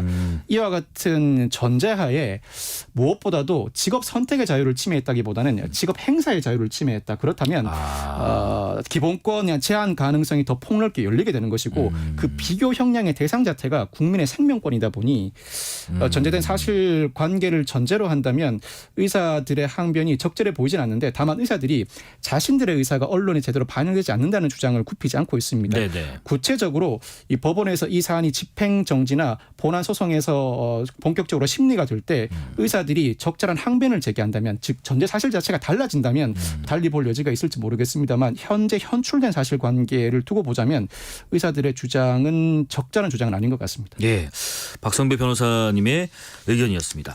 여기까지 일단 말씀 듣겠습니다. 지금까지 법이 든 성배 박성배 변호사였습니다. 고맙습니다. 네, 감사합니다. 오늘은 이 노래를 들을게요. 요즘 편의점에서 그런 사태가 있다고 하네요. 양갱 품절 사태.